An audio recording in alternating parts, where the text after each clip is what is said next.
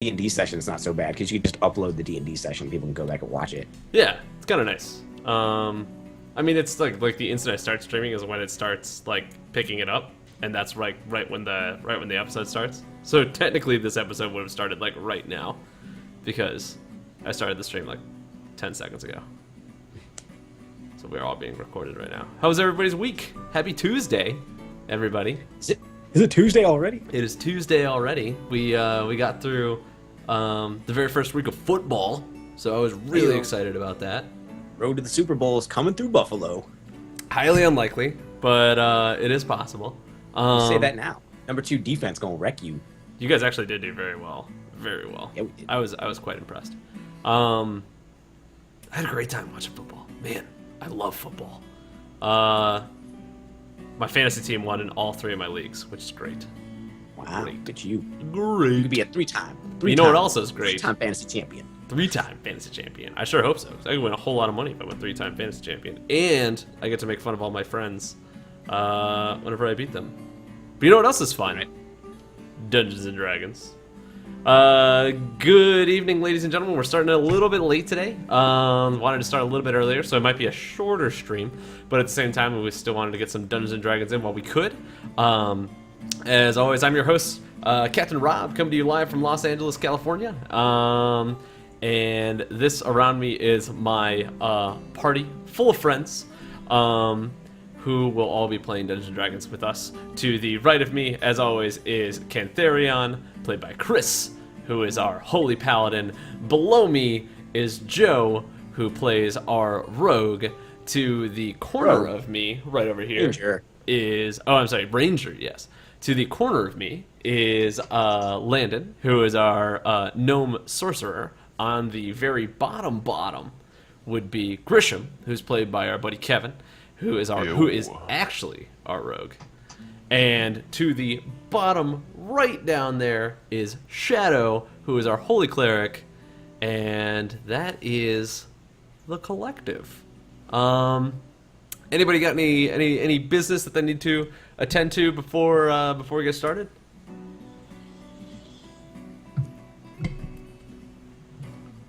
All right, we'll take that as a no. So this is going to be episode 6, which I have named "Buried in Ashes." When we last left off inside of our adventure, Ironhide had taken you into the forest to find his band of other dwarves who had all gone out there and had captured some sort of fiery beast that was similar to the one that you had seen before.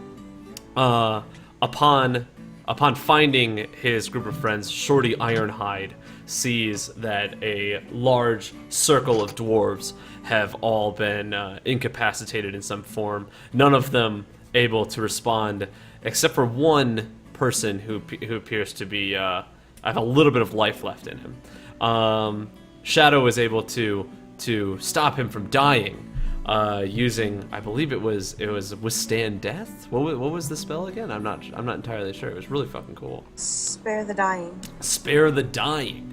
So she spared the dying on the very last dwarf that was there, so he's not dead, but he appears to be in some sort of post-traumatic stress comatose state. So that's where we last left off. So I'm gonna say it's a little bit past, a little bit, it's just as the sun is starting to go down. The skyline is painted in oranges and purples, and the embers from the fire, although the fire itself has sort of died down and has contained itself inside this sort of clearing inside the wilderness that you were in, you can still see the embers dance inside the air as the wind blows through this part of the forest. Shorty Ironhide looks at the group of bodies that are all strewn across in the clearing, and as he looks to the one man, Cantharion looks back and he says, "Is there anything that you can do?" And Shorty looks back at him and says, "No, I'm afraid there's nothing that I can do. But I think I know someone who can."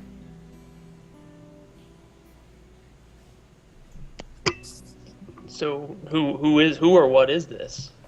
How can we fix this? He looks at you and he asks, "What do you mean, the boy, or who can help the boy?" Who can assist the boy? He sort of walks over towards the boy, looks at him, and then looks over towards the other bodies, and then off into the wilderness. And over his shoulder, he's speaking to you, and he says, "Do you remember as we were riding up, I mentioned that there are some who know the magical arts like your friend here? There's an old crow who lives towards the edge of the wood. She's a traveling one, but she dabbles with the dark arts.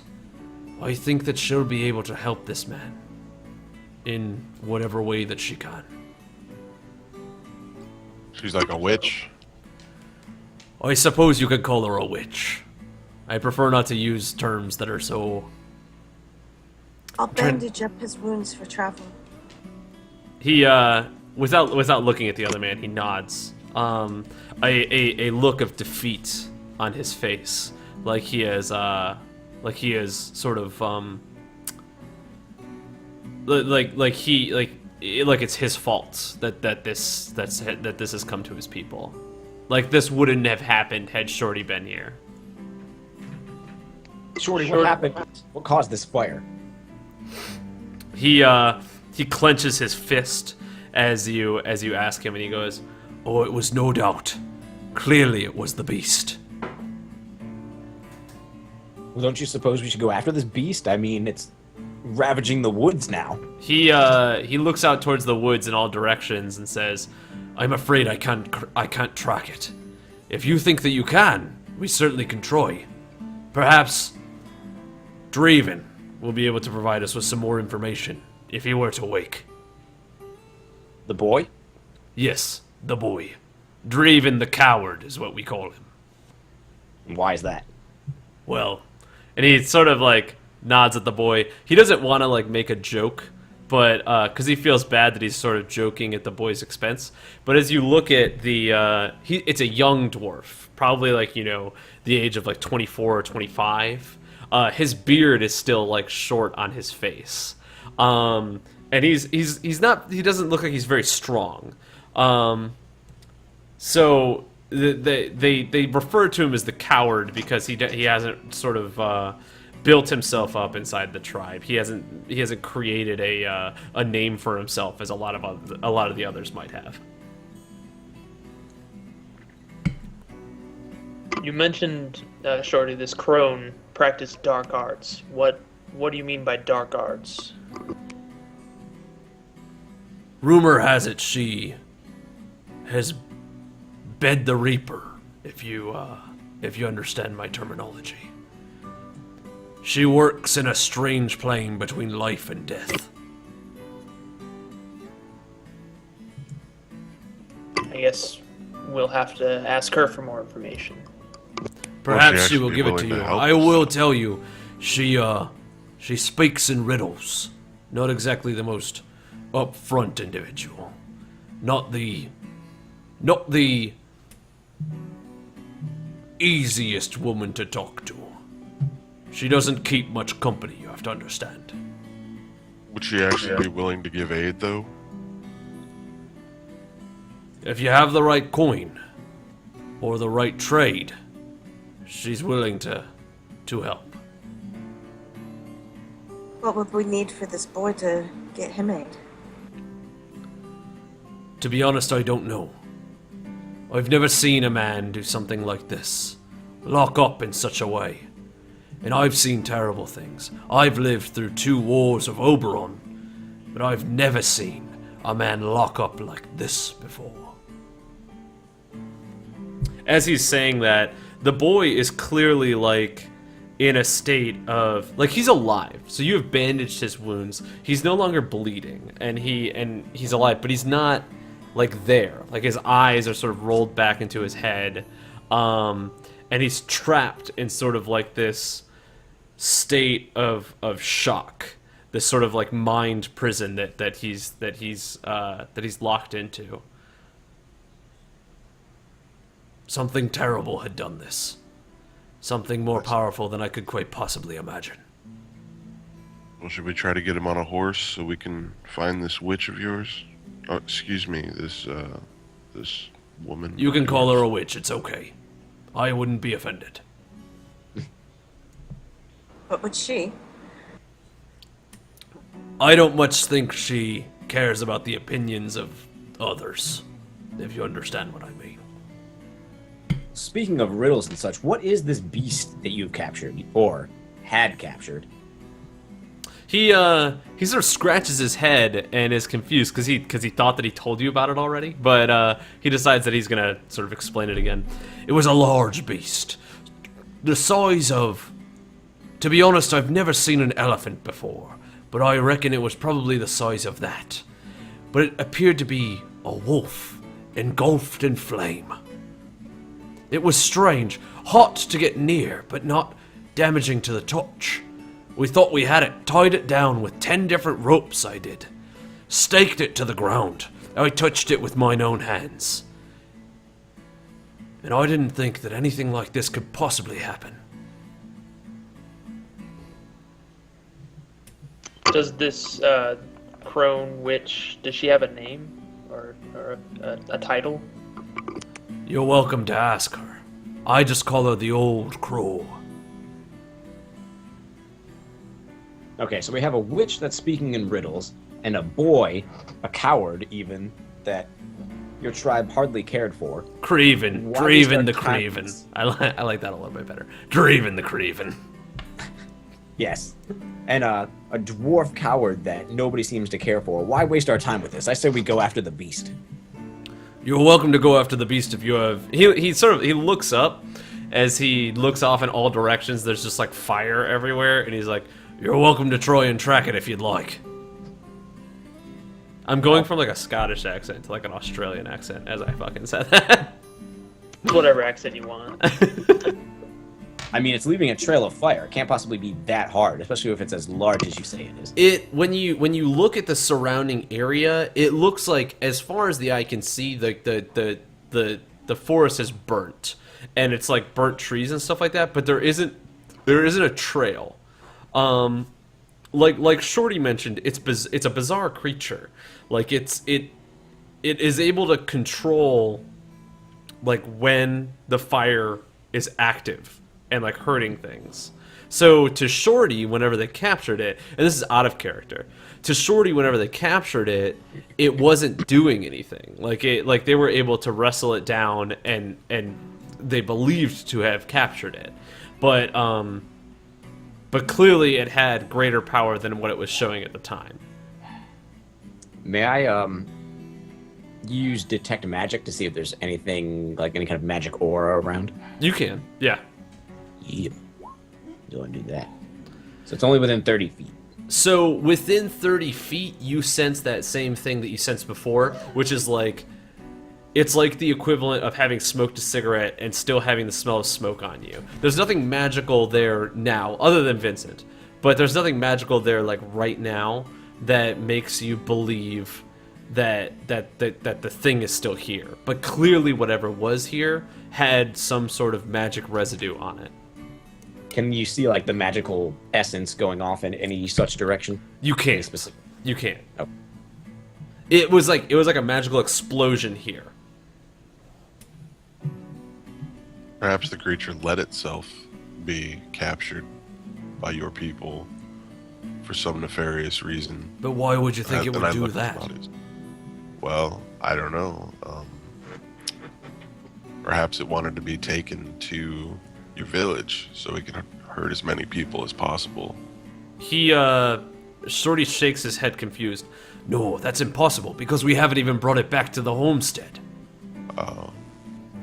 It was this is merely just like at an this outlying one camp camp. or something. Yeah, so I should probably also explain. Shorty's entire lineage, like not all of the Greenears have been destroyed right now. Just this sort of like scouting party. There are other Greenears out there. Shorty will continue to live on with like his other people.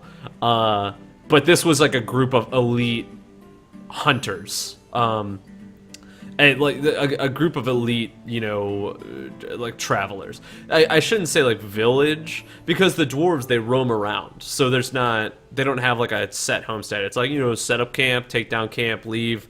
They go wherever they want to. They just live on this giant plain. But there are other green ears. This is just where he knew to go back to. In fact, it's almost strange for them to have stayed in one spot for such an extended period of time. Anybody want to help me get Draven on one of the horses so we can travel with him? Should we make him some sort of a shift or something to carry? I think we can just lash him onto the horse. I think at this point the boy's injuries are more mental than physical. Well, I'll try to get Draven to get on a horse. Will he actually do it on his own? As you lift him up, it's as if his body has completely locked up. So he is unable to stand on his own. He's unable to walk on his own. So if you stood him up and let him go, you can tell as you assist him in getting to his feet that if you were to let go, he would fall back to the ground, back into that sort of like locked up state that he was in. Vincent, do you happen to have any magical whatchamacallits that could help in this situation? I don't think we should freeze him, though. Shorty nods in agreement. Oh yeah, magical whatchamacallit. As if that's like the scientific name for whatever it is. Yeah, the closest thing would be freezing. That's about it. Probably don't want to do that. Didn't work out too well the last time. Rob, can I summon a celestial warhorse to help? Yeah, if you have a celestial warhorse to summon. Is this the first time you've summoned a celestial warhorse? I just got that, yeah. Okay. That's totally awesome. I prayed to the gods, and they're like, now, I must have this horse. Alright, let me find it, hang on.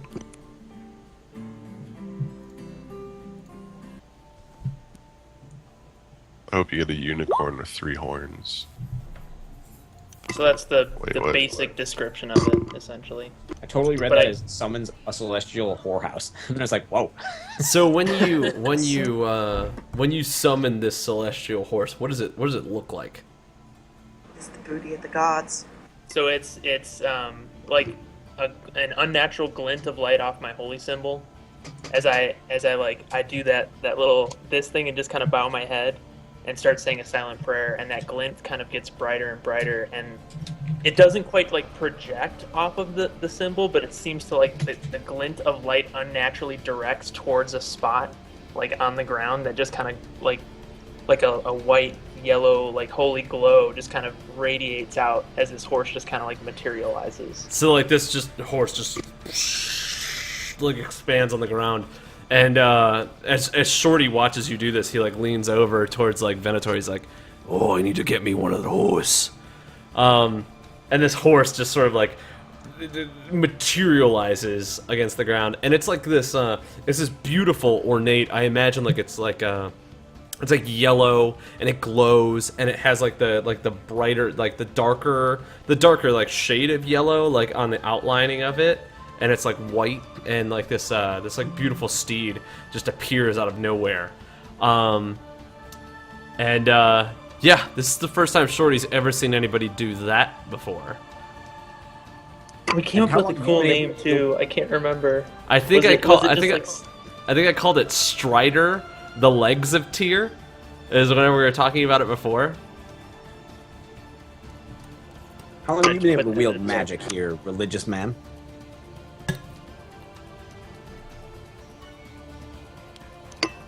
This is simply a boon from Tyr. He grants me Strider, the legs of Tyr, to help us aid those in need. And this boy can be lashed to Strider now, and we can bring him along without issue. Strider turns to you and like gives you a nod, as in saying Tyr works in mysterious ways. The gods work in mysterious ways these days. Oh, I need to So, get yeah. me some of them gods. All right, Somebody help me get Draven up on Cantharian's horse. Cantharian, why don't you help me here? Yeah, I'll help you. Help you grab him up there. And then I'll take some rope. Just kind of lay him on his stomach on the back of the horse, you know, and then we'll just kind of lash him to the horse's back, so he can't fall off. So you throw Draven over on top of this horse, and you have him tied down. You guys probably have some rope and stuff like that, so you have him tied down with this rope. Draven's tied down, and Shorty sort of pulls his horse around and mounts his horse and looks off in all directions, and he goes, "The crow tends to travel, if you understand. The only way to find her is to follow the crows." He looks up. Okay, He looks up and around, like into the. Oh, sorry. He looks up and around into the wilderness, which is all on fire, and all the animals are gone. And he goes, "Well, I believe your word would be shit." And I look to Venator and I say, any means of tracking animals in addition to magical creatures?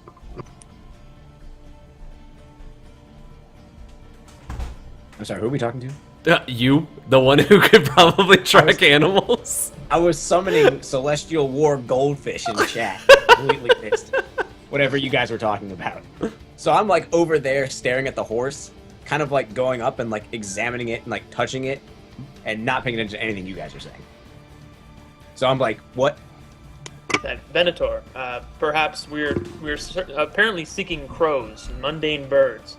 I know that you have abilities to help you track magic. Do you have anything that can help you track normal animals? He, Shorty interrupts you when you say that. "I wouldn't call them mundane birds. I've seen the old crone. I've seen her whisper to them. She's a very strange person indeed." What kind of a check would that be? Would that be like, I guess it wouldn't be animal handling. Would that be like, I mean, nature? I think there is an ability called, like, isn't there like an animal tracking ability or something like that?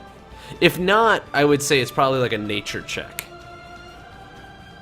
well, yeah, I could do a nature check if you want me to do that. I would do that to see if you have any idea where they would have gone to. 13. All right, so it's not terrible. You sort of, with your knowledge of nature and everything like that, are able to deduce that if the wind were blowing in this direction, the smoke would go in that way. So you want to sort of go the way that's not towards the smoke. And wandering out into the woods, it wasn't a very good roll. So let me go ahead and do this. So you're wandering out into the woods, and you end up in... Let me change this so I change what you guys can see. It's so easy to change what the viewers see. It's so hard to change what you guys will see. Oh my goodness, I cannot make this stay in here at all. Oh yay, we're back in the jail cell. Oh yay! Don't look at that. Don't look at that either. Alright, there we go. Close your eyes, all of you. So you sort of wander off into following where you thought you were going before, but you sort of wander into like this marshy area. So you've hit this sort of part inside the plains that is covered up to about your waist in water, and now your horses are like struggling to trudge through this muck that's all inside the ground. Is this considered swamp or forest? I would say it's considered swamp. It's a Like a bog. like a bog, if you will. There's definitely like forest, like trees, and you could see that it was transforming into this. From here, you can still smell the fire that was where you were at before, but but you can't see it. It's thick enough into these planar deciduous forests that eventually you've hit this boggy area. Okay, because I have favored terrain forest, so we actually aren't hindered by anything in a forest, but if it's a bog... It is definitely a bog. This is definitely not a forest. That was a good try, though. What sort of place is this? It's amazing. I've Um, never seen. I need so everyone many to make. trees with water. Oh, go ahead. Do whatever you're doing. Do it. Do that. Do more of that. It's incredible. What sort of creatures live here? Wet ones. What's up, Thule? Thanks so much for hanging out, man. Happy hunting.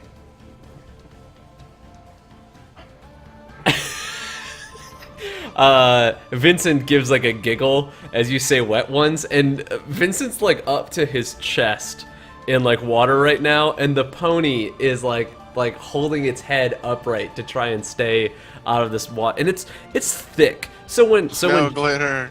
when Joe and I were younger, we used to go out into the woods, and like there was like these giant mud pits, and we ended up losing like a shoe out there because we said that like a root looked like a gorilla or something like that. I don't know. We were probably high, but like I imagine it's like that, where when you take a step, if you take a step in a wrong direction, you're going like thigh deep into muck, and you have no idea if what you have is gonna make it out. I need everyone to make an animal handling check right now.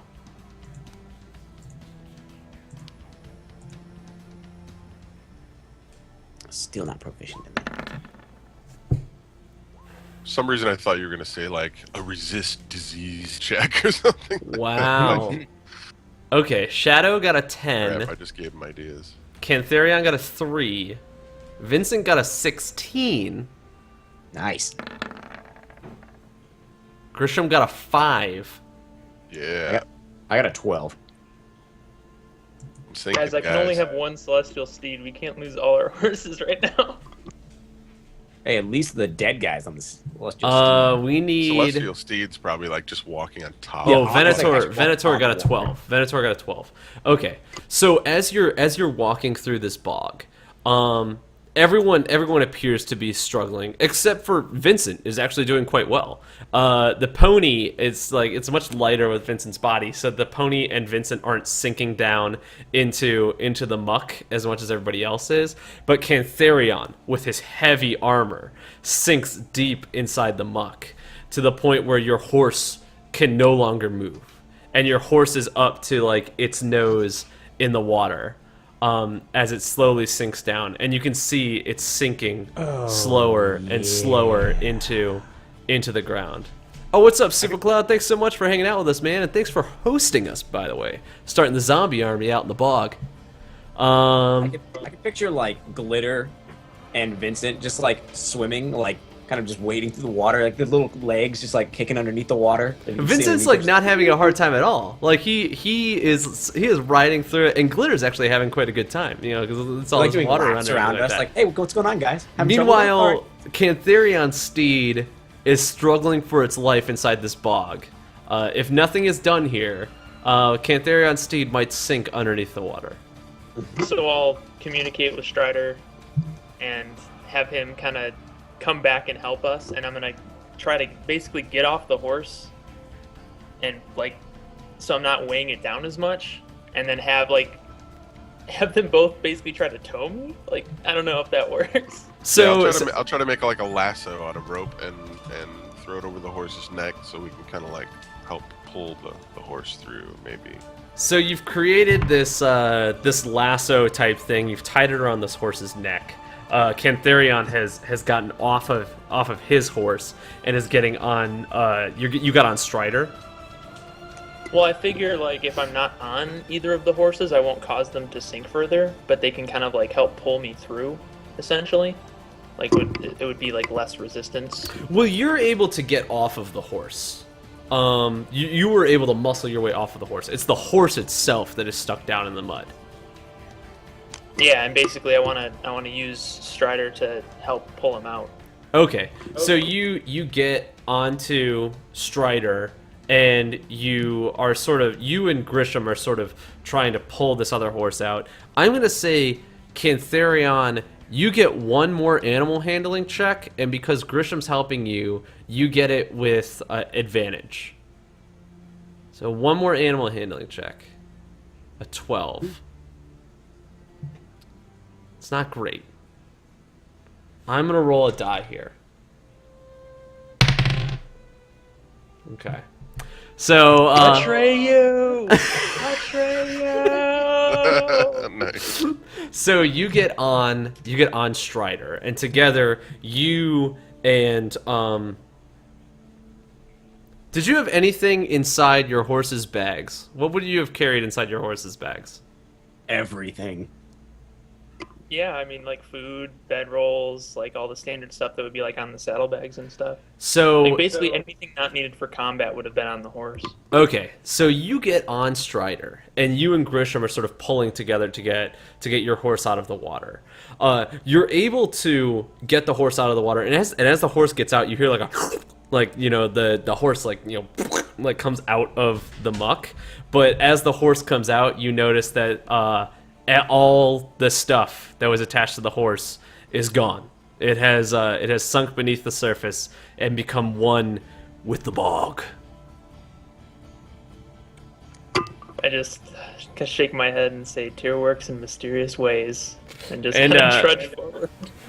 Strider turns back to you and like goes, you know, Tyr works in mysterious ways. Is there any way around this? Oh, I forgot to do an this- animal. I forgot to do an This animal handling check forest for. of water. Oh, you're asking like the collective. I know the answer. Sorry. Of course, you know the answer. I always know the answer. I'm sorry, what's the question? Is there any way around this forest of water? I don't know these lands. Well, this is the way that the dwarf led us. Where He is goes, excuse me, you mean the way that the elf led us? Oh, And he he points at like the elf, and then also like Madness. like points at like the crows and shit. Shorty, do you know this land? Shorty turns to her and he goes, I've seen it before, but we normally tend to stray away from the boggy areas of the plains. You have to understand. I'm Why more of exactly a would a green witch grass, sunlight kind of guy. I don't think our horses can traverse this terrain. I look back at where I think my stuff probably sank down, and I say I wholeheartedly agree. Venator, perhaps there's a more roundabout way, or we could try to look for an exit of the swamp and approach it from a different direction. But we're Can I already just halfway look through. around? Sorry, I was just gonna say, can I just look? I mean, do I see any kind of end to the swamp at all? In all directions, you see trees. It's impossible for you to tell whether this swampy area would be there. You think eventually you would get something that wouldn't be like bog, but there's no bearing here to tell you. Can people live here? Would the crow perhaps dwell in this place? Shorty looks at you and says, "Oi, there be plenty of creatures, and I'm trying to think of another way to say people. That's not like people. There be plenty of folk who live in these areas. Not the friendliest of folk. Also not the most intelligent of folk." He pokes his head while he says that. Well, I've never been to this sort of like. I've never been in a bog before, but back when I was young, I heard stories told a couple times, and I had always heard that there's usually a path, you know, of high ground that sort of weaves its way through a bog. Like that's what was always common about stories like that. So perhaps there is some truth to it. Could we look for some sort of high ground, hidden path that perhaps leads its way deeper? I don't know. I was just throwing that out there. Shorty turns to you and says, "Good lord, my dog is losing his shit right now." Shorty turns to you and he says, "I believe the half elf might be onto something there." Can I just Can we roll something? I'll roll something to try to like find a way out. I You don't can know. roll anything you want, man. Hi, Pooh. You having fun? Are you having fun? Are you having fun? Do you want to say hi to everybody? Okay, go away.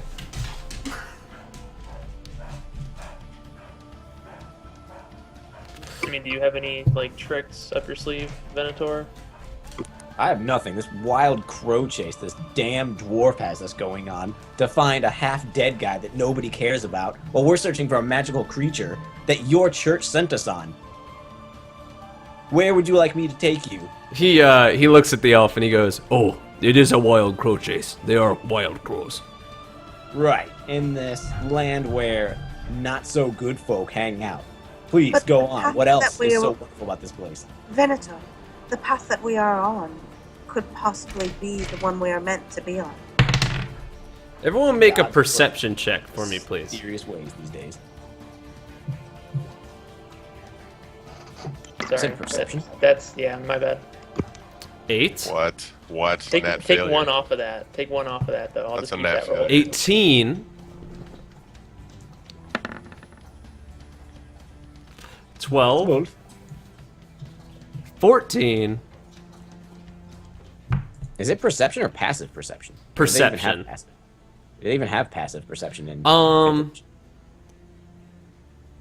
So I'm gonna say that as you're sitting in this bog, sort of like communicating with one another on how to get out of it, Vincent, you get this strange feeling like you're being watched, like something is watching you as you're standing knee deep in this bog.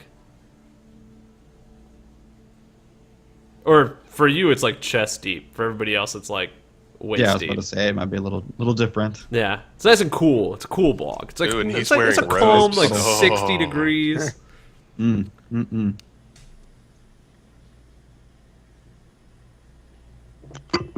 So, all right. Well, I'll just start trudging off in like whatever direction we were going in. Let's say I see no way out, and at this point, we simply need to get out. So we might as well move forward. And I'll start like noticeably looking over my shoulder and stuff like that. Are you gonna let anybody else know that you feel like you're being watched? You have not. Yeah, if it's just like feeling it, it's just nothing to alert anybody. So Okay. yeah, I'm just visibly shaken up by something. Okay. Okay. So you continue into this bog as you're sort of going through the mush. You can see birds fly off in the direction as you cross certain paths of trees and stuff like that.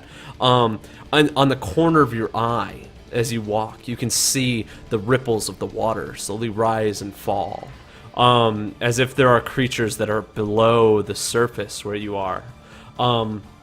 Also, the treetops are heavy, so the light still comes through, but it is getting darker, and you can hear the sound of night birds, and the like lightning bugs are coming out and things like that. So as all this is happening, you're continuing through. You eventually make it to high ground, so you're able to get out of the bog.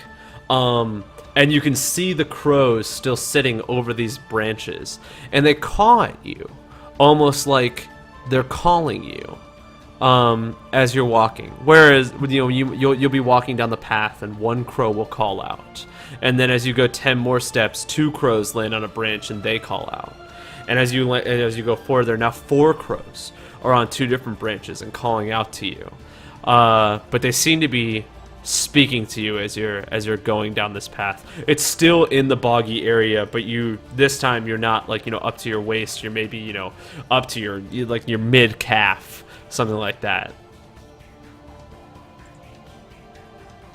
Just kind of glancing around, I'm like, seems like we're on a good path then, Shorty. We are looking for crows. There seem to be crows. He goes, "Oh, I know crows. Those are definitely crows." These Do we crows don't know- have anything undercommon, do they? Undercommon? Yes. Please define undercommon. I got to make me look up undercommon. Damn. No, like in the context of our world, what is undercommon? I don't know. It's still a language I picked up. So I was just curious. So if you Is it picked like it up, then we Latin need to versus we a need to dead define what undercommon is. So common is probably like English, what we're all speaking right now. What would undercommon be? Is that because I imagine it's that's just like like- redneck slang, or the No, it's kind equivalent of of like the- broken it's like English. I think it's like creatures that hang out, kind of like Underground usually. yeah, almost undead. celestial, but not quite of a magical body. Like I would Undercity. say that these crows are not speaking undercommon. Okay. They're speaking crow, I Crow. guess. Yeah. Did you take crow as a language whenever you picked I up did your not. languages? Okay. But these could be You should have these could be taken crow. undercommon. You would totally understand could what be- they're saying. Because right these now could all be you hear undercommon is crows. like caw, caw. Hold on. I'll bring up the races here in just a moment. Page 33. While you're doing this, I'm gonna grab another beer real quick. This is uncommon. I need undercommon. I don't think I ever put that in my character sheet.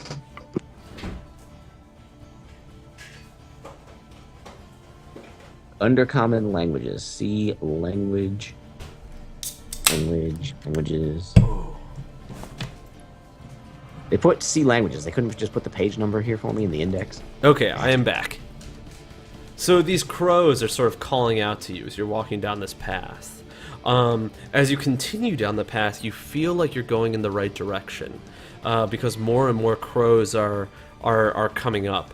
And as you continue down that path even farther, it appears as if the wood might be opening up to another sort of, I want to say open area, but it's not like you're out of the bog. It's more like a mound of land that's just risen up from the bog. So it's drier and the horses would be able to traverse it a little better. You would assume so, yes.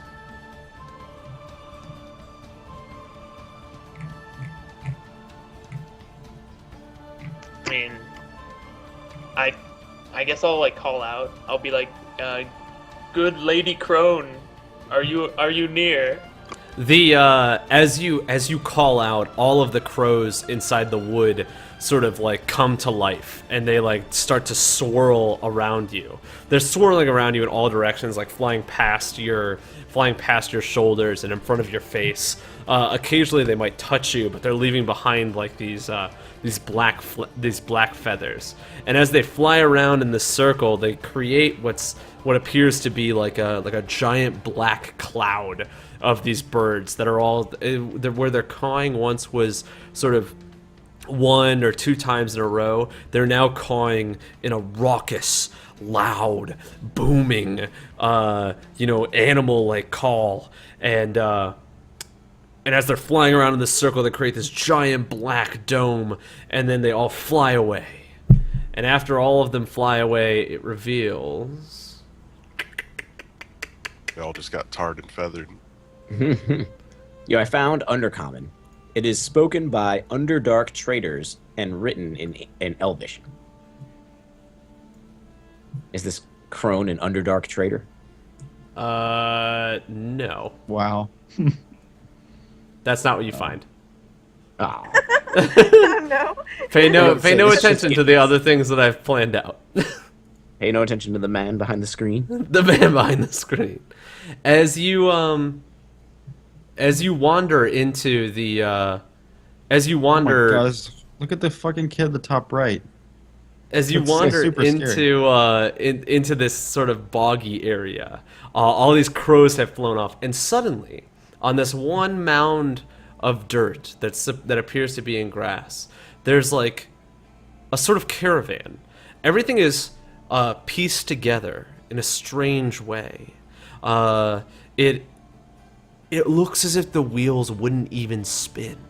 It's put together in such a way. And sitting in front of it is an old woman who's hunched over with sort of like a large hunch and long, a thin white hair that goes over her head and sort of covers her up. Her eyes are gray, and where the blacks of her eyes would be are just glassed over entirely, like as if her eyes had eaten a cloud, and there were just clouds inside of those eyes. And as all of the crows leave, some of them continue to stay on all of that stuff.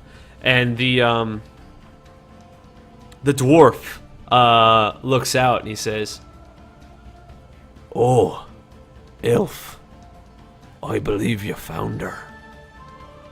You think? Do you say that? Yeah.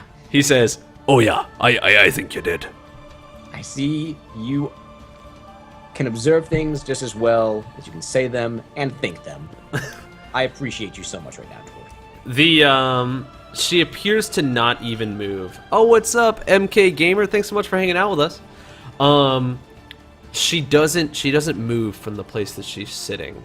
Upon closer inspection, well, you haven't really gotten a close inspection, but you can see that there's something about this caravan doesn't feel right. It feels, being this close to this thing makes your skin sort of crawl in a way that feels not of this world. I want to use Divine Sense. Okay. What does Divine Sense do? It looks for celestials, fiends, and undead within 60 feet. Okay. So you use Divine Sense. You can sense that there's no celestial, fiend, or undead in the direction that you are looking at. So in this whole clearing area. You get bits and pieces, like, out there towards the boggy areas. Like, maybe if you wandered off in the wrong direction, you would have found something that you didn't want to find. But there's nothing here that is a celestial, a fiend, or undead. May I use Detect Magic? You certainly can. Wait, spells. Cast. Bam! I just cast. So, you attempt to detect magic in this area. There's definitely things of magic that have happened here. As far as the magic that you can detect, it's hard for you to tell where exactly it's been coming from. But there were definitely rituals that have happened in this area. And not only that, like, you detect it because you definitely know, like, how magic works, but even the other people who don't know detect magic can feel that something here doesn't feel right.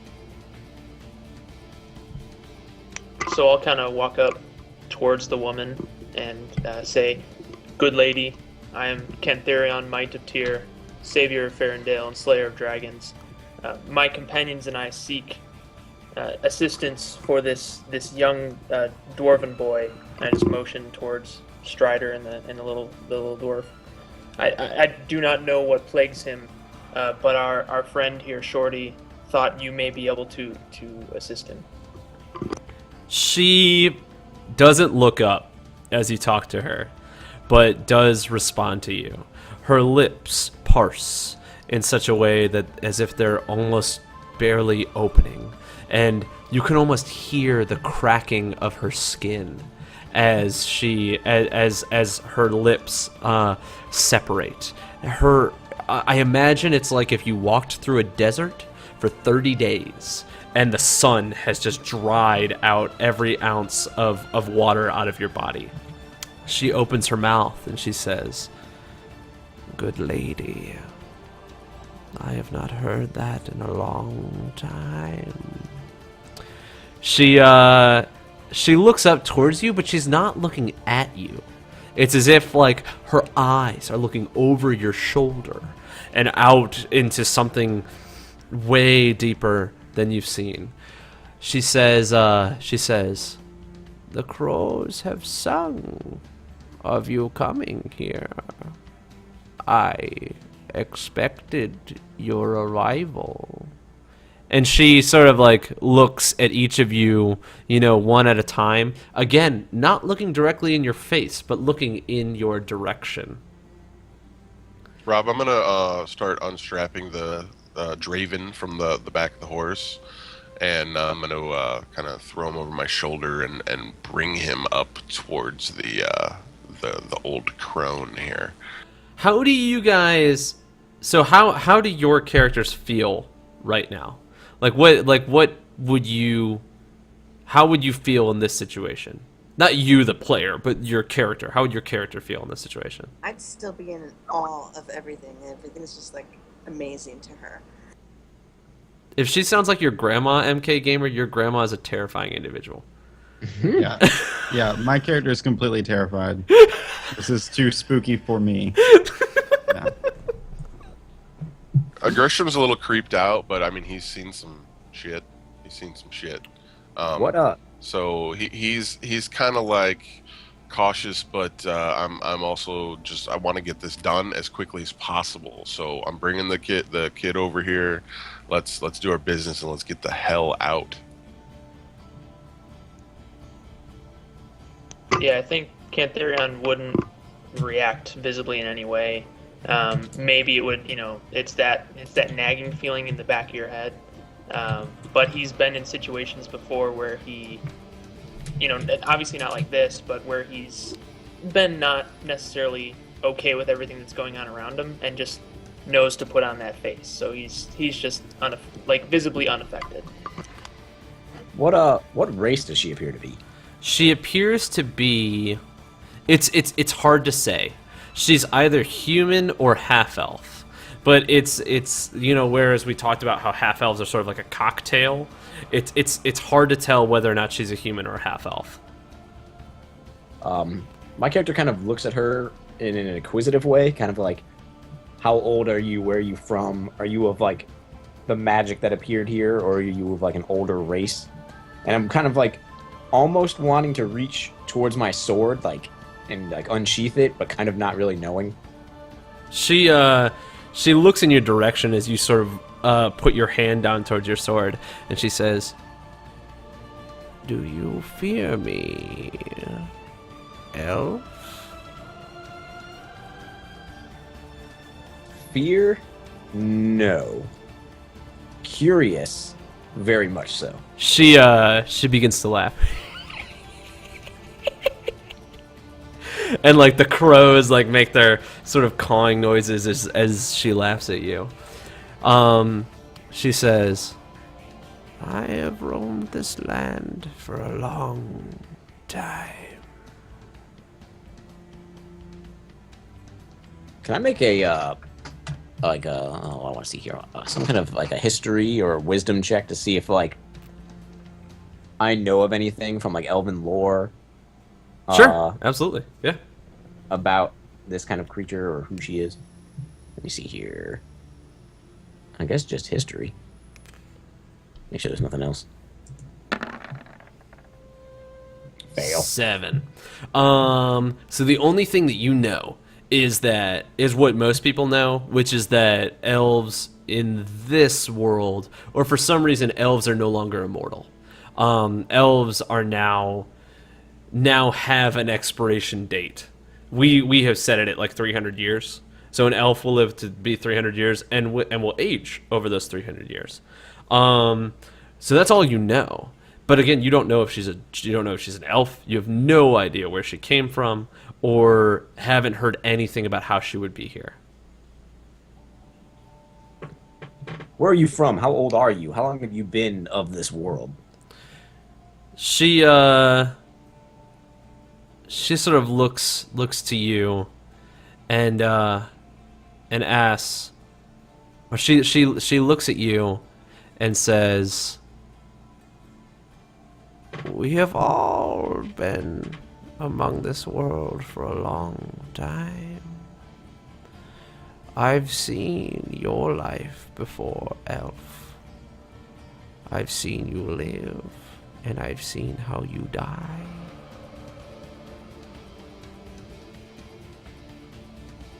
I'm gonna walk up and put my hand on Venator's shoulder, and I'm gonna say, Venator, I think we should perhaps stay focused on our task at hand, and I'll kind of nod at the dwarf.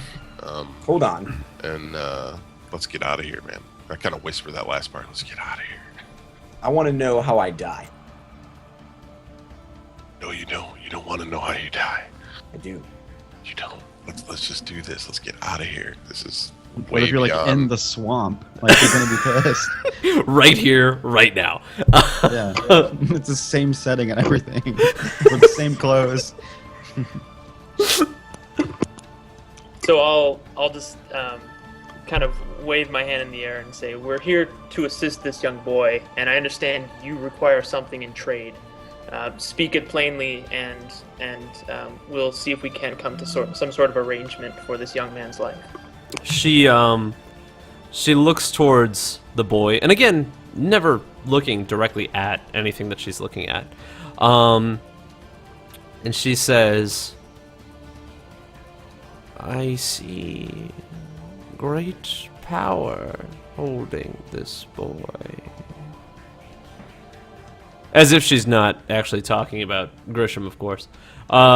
She sort of gestures both of her hands in front of her, and she says, present him to me. I will, I guess, drag him over closer. Or kind of like stand him up and like hold him up, I guess. I don't know. She sort of rolls forward. And as she stands, it's like, it's creepy.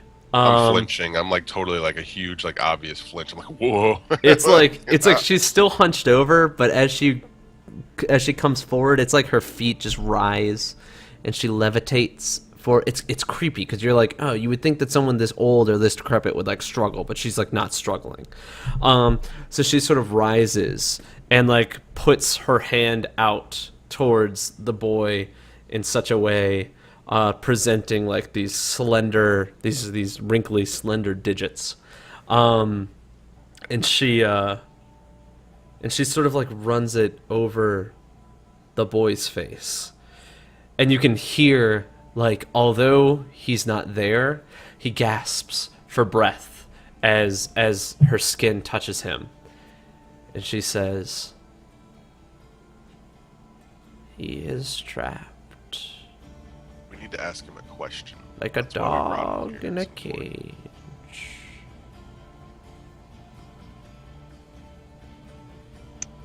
Then how do we set him free?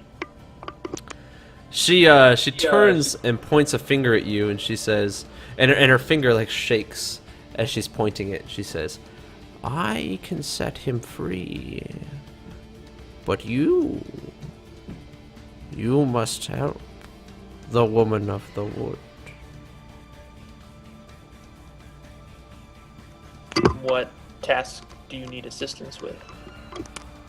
I require Wolfsbane, Nightshade, and Dreamweave.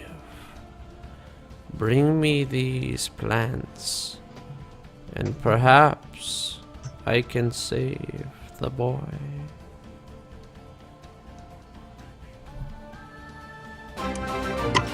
Hey, we got a follower. Thanks so much, Jolly Rogers. That's a great name, by the way. Jolly Rogers. I'm a huge Pirates fan. See, she shakes her finger at you and says that she needs those three things. And she sort of looks over your party as she says it. Are those items normally found in this swamp? Like, would I know? I wouldn't know that. I don't hunt for plants. You wouldn't know that, no. So I would say that somebody who's pretty good at nature would have to be asked that.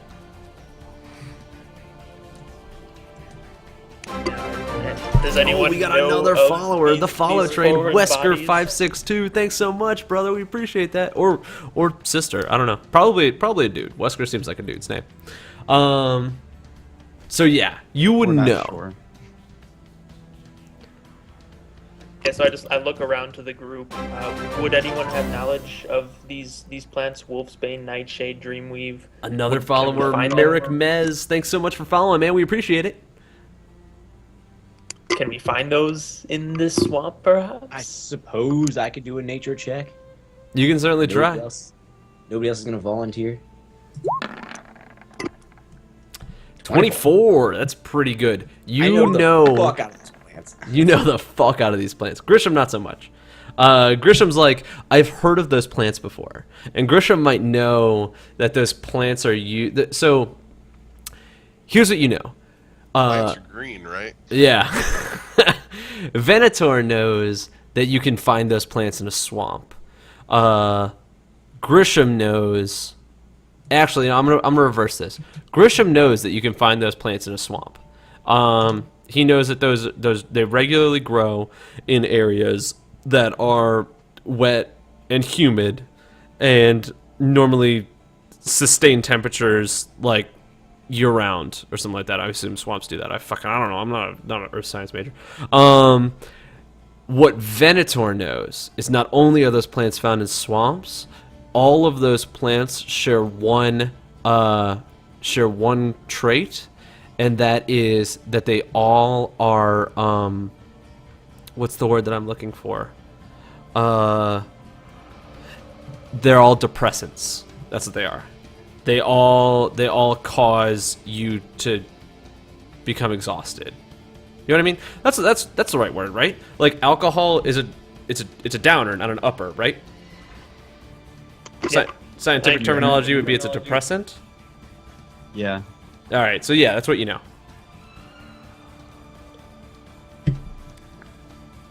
I'm still So- like, eh? I suppose I shall lead you the way back to the swamp to find stuff for a person who needs stuff, or a person who needs stuff, or a person who needs stuff. Yes, we do seek stuff. I say lead the way. She points her finger at Venator and says, "You will continue to find things, Elf. That is your destiny."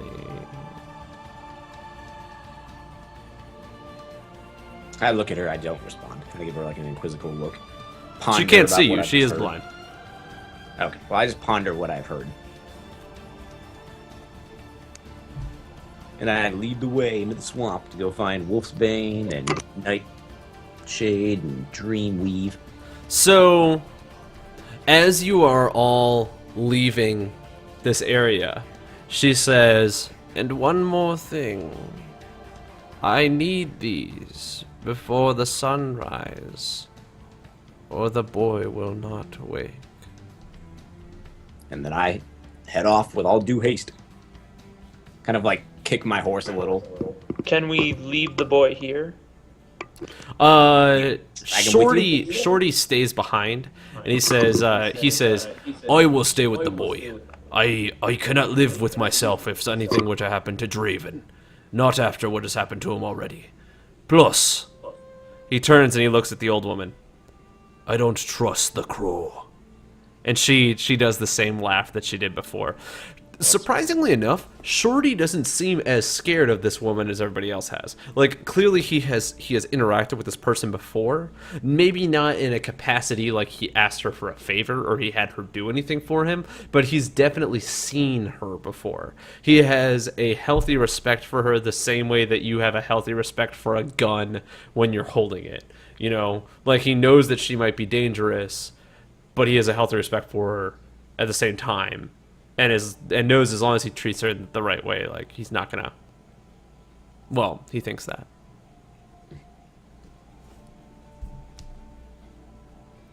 Okay. Alright, I guess So we I head follow off off after Joe. Yeah. Yep. I So, begin heading Joe- off with all due haste. You are, I suppose, leading the search. So, what I'm gonna have you do is I'm gonna have you roll a d4. And on that d4, that's going to tell you how many plants you find.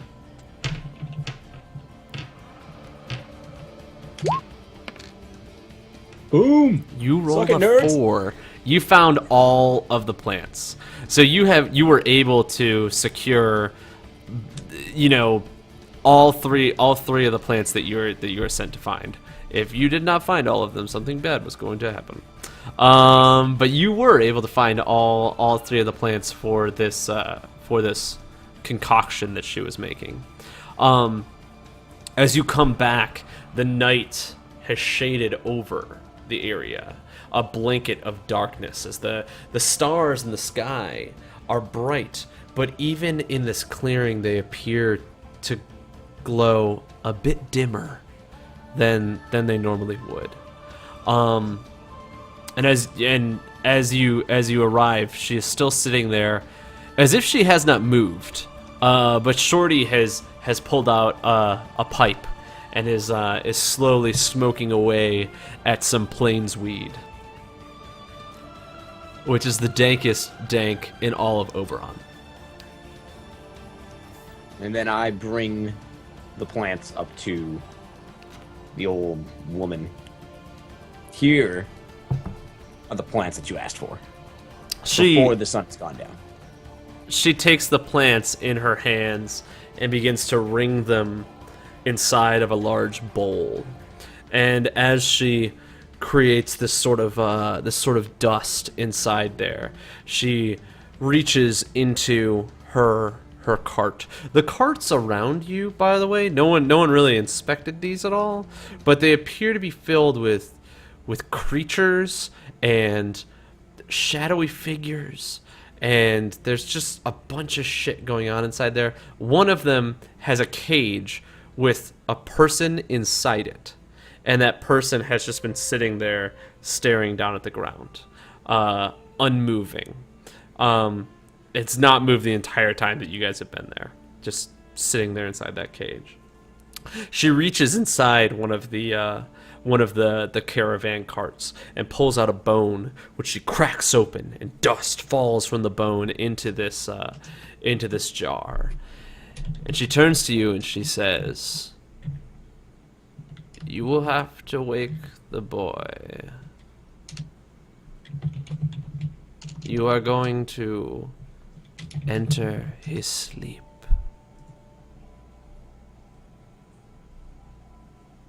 You talking to anybody specific? She says that looking at each of you, like around the semicircle of people. Dude, this is not something I'm familiar with. How do we do this? She takes the bowl and she raises it as if to present it to you. She says, "You will inhale the plants and enter a deep sleep. And inside your dream, you will dream with the boy. And there, you will learn what you wish to learn." Can I do like an insight check to see if like this is legit? Or You even can. close to legit? You can. I mean, I can try. Rob, I'm freaking out a little bit. I'm kind of spooked pretty hard. Grisham's gonna go ahead and take his own medicine. Okay, Because so he's we're gonna pretty stressed right now. we're gonna change. We're gonna do a little like mix of the drugs here. Something bad might happen, but I think Grisham is definitely gonna. Are you doing that in front of Would everybody? any of us notice him doing that? I'm gonna kind of turn to the side, turn away a little bit, and I'm not gonna do it in the eyelid. I'm gonna just like put some on my tongue and just kind of do it that way. I'm gonna which say makes it take longer to activate. I'm gonna say that you have to do a sleight of hand check to see if you can pull that off without anybody seeing. Oh my god! You I can't roll fail. So everybody roll a perception check, and I want to see who saw Grisham doing drugs.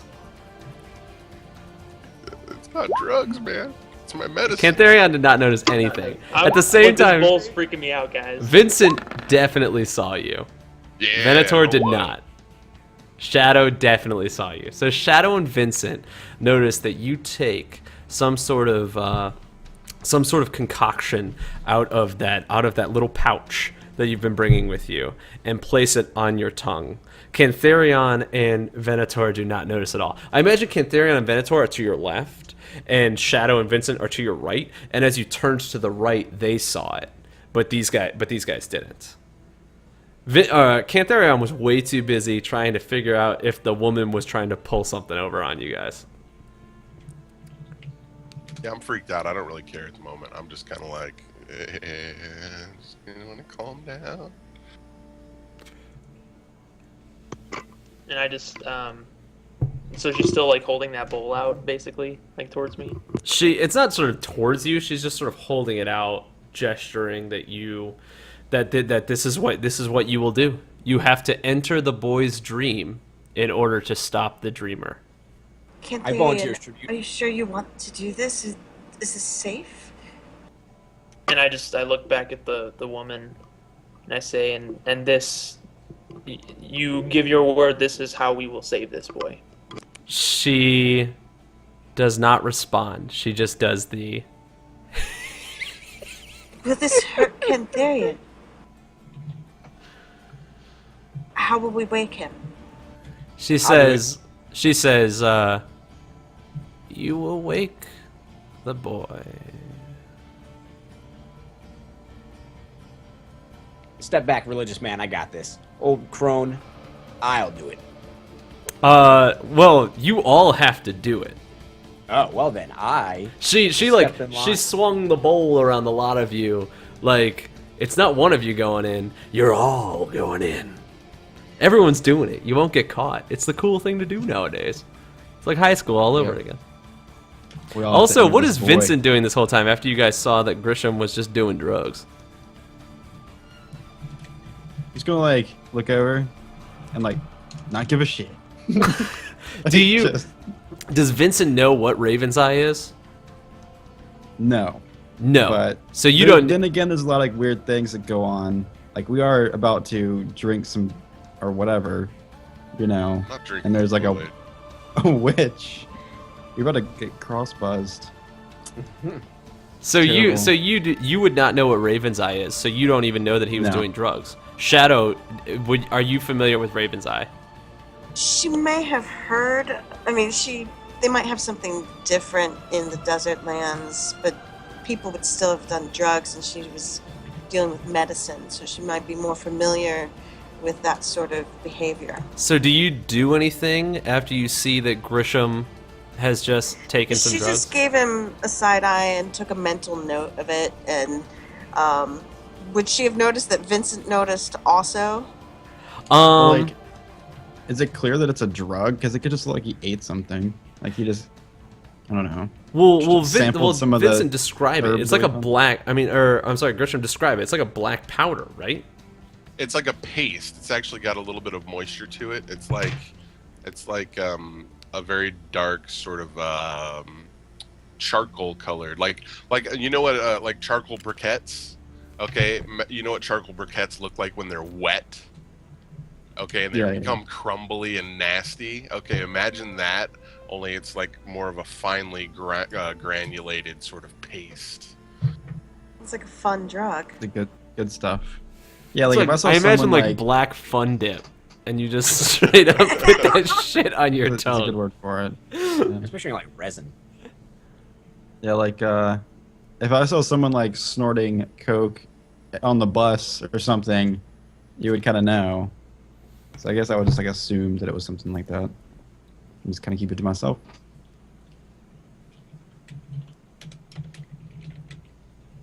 Well, the whole reason I did it orally instead of in my eyelid, because if I did it in the eyelid, like to put it like rub it in the lower eyelid, I think that would have been a much easier sort of tell that I was doing a drug, as opposed to just kind of like taking a pinch of something from a pouch and then putting it in my mouth. Like I could have been eating something. I think You're shaking so hard you would have poked your own eye out.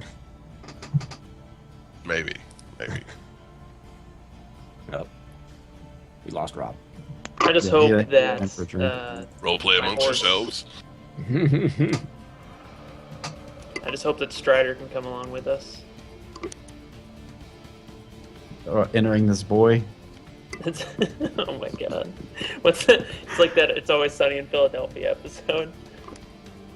I was thinking I of, don't watch that show too much. Yeah, was they're thinking of like, the you gotta movie. pay the I troll heard it was toll good, but I haven't seen it. to get to this boy's. They're trying to save this boy's soul, but he keeps like moving the emphasis, so it sounds like he's saying this boy's whole. Damn it, Canthurian, you're ruining my immersion. Well, I'm kidding. he's not here. Oh, there he is. Reimmerse yourselves quickly. Okay, I can hear now. I have returned. So, is anybody going to make any sort of notice of the drugs going on? If not, we can continue on with my story. Mental notes. That's it. She presents you all with the bowl and looks towards each of you and says, "Are you ready for the dream?" Yes. I need about 5 more minutes. I'll be last in line. Yeah, I'm ready. Can I just not breathe as deep of the smoke for a little bit? It's like, What choice do we really have then? She raises the bowl, and as she puts her hand over the top of it, you can see like a spark leave her hands. And Vincent, you recognize it. She is casting like thaumaturgy, like you know this spell, but it appears as if the magic has sort of like left her body, like she's a shriveled like husk of what the magic used to be inside her. But as she casts that spark, it touches the plants, and the plants begin to glow in like a purple and green flame. It's very small, but as it creates more smoke, the smoke goes up into the air. But unlike normal smoke, where like the wind would blow and it would move, it just rises directly up. And she presents the bowl to you to enter the sleep. So we're just gonna inhale this stuff. Yeah, take a deep breath. Let's go. Let's do it. Do it. hold it for 10 seconds. Oh man, it's high school all over again. But you gotta not cough. All right. Who's going first? Wait, no, I gotta role play. I'll go first. That's a bit much. All right. Joe can go first. So Venator decides he's gonna go Can we use first. Wong or something? Yeah, I'll follow after him and like mentally tell Strider to breathe it into. Oh, you're bringing your horse with you? That's fine. The horse is like, not gonna do it. And meanwhile, in the back, Shorty's like sitting back there with his pipe. And he goes, "Well, I'm glad I'm not going with you at all."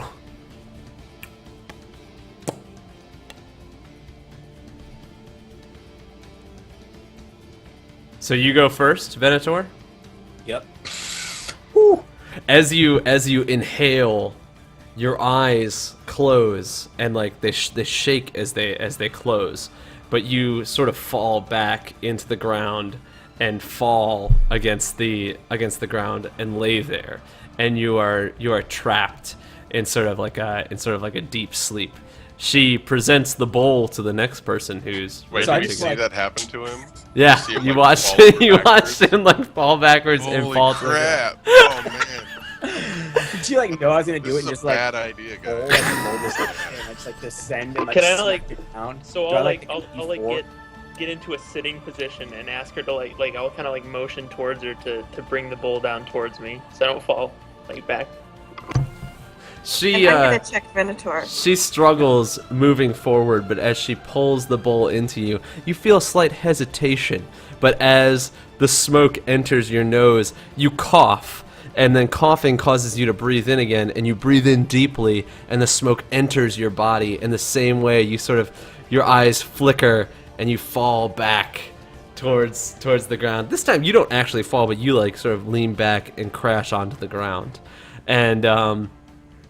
And you are again in slumber, and she looks to the other three inside your party.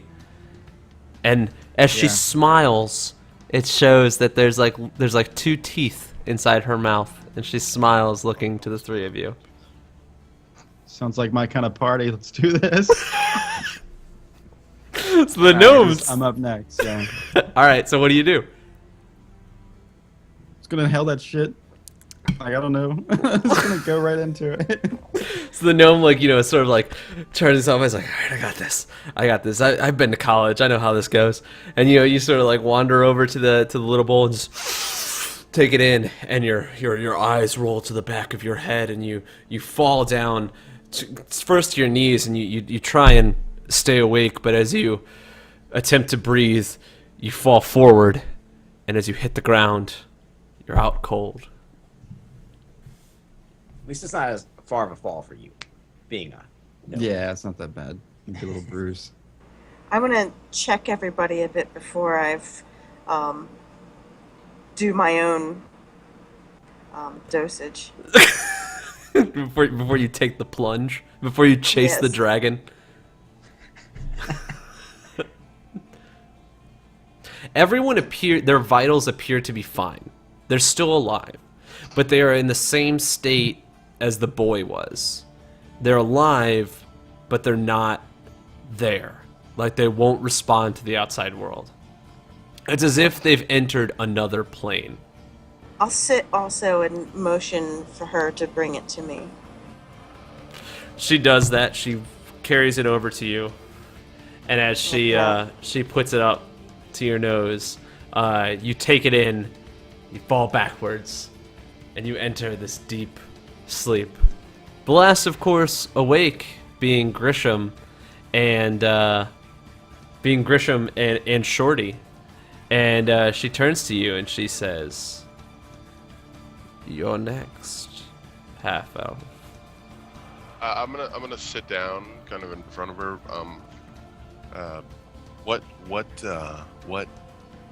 You're an oracle, right? So if you can predict the future, exactly what is the likelihood of us actually coming back from this? She says,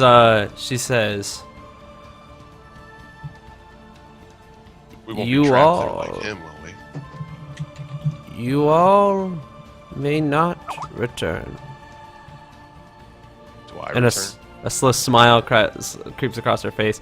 She looks at you, and she sort of reaches a finger out towards you. And as she reaches her finger out, she I gets lean just back. I lean close. back further. Like, And- I'm- As you lean back, the drugs are starting to kick in, and you can see like the caravan is slowly moving, like shaking a little bit as your drugs kick in. And she oh, says, that's not so bad then. She says, "I will see you again, half elf."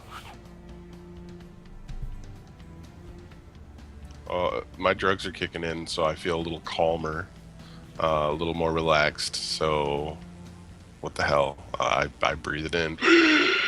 You breathe in like this massive amount, and as your eyes are slowly starting to flutter shut, you look around your surroundings, trying to stay awake, and you look towards that cage where that man was staring down on the ground.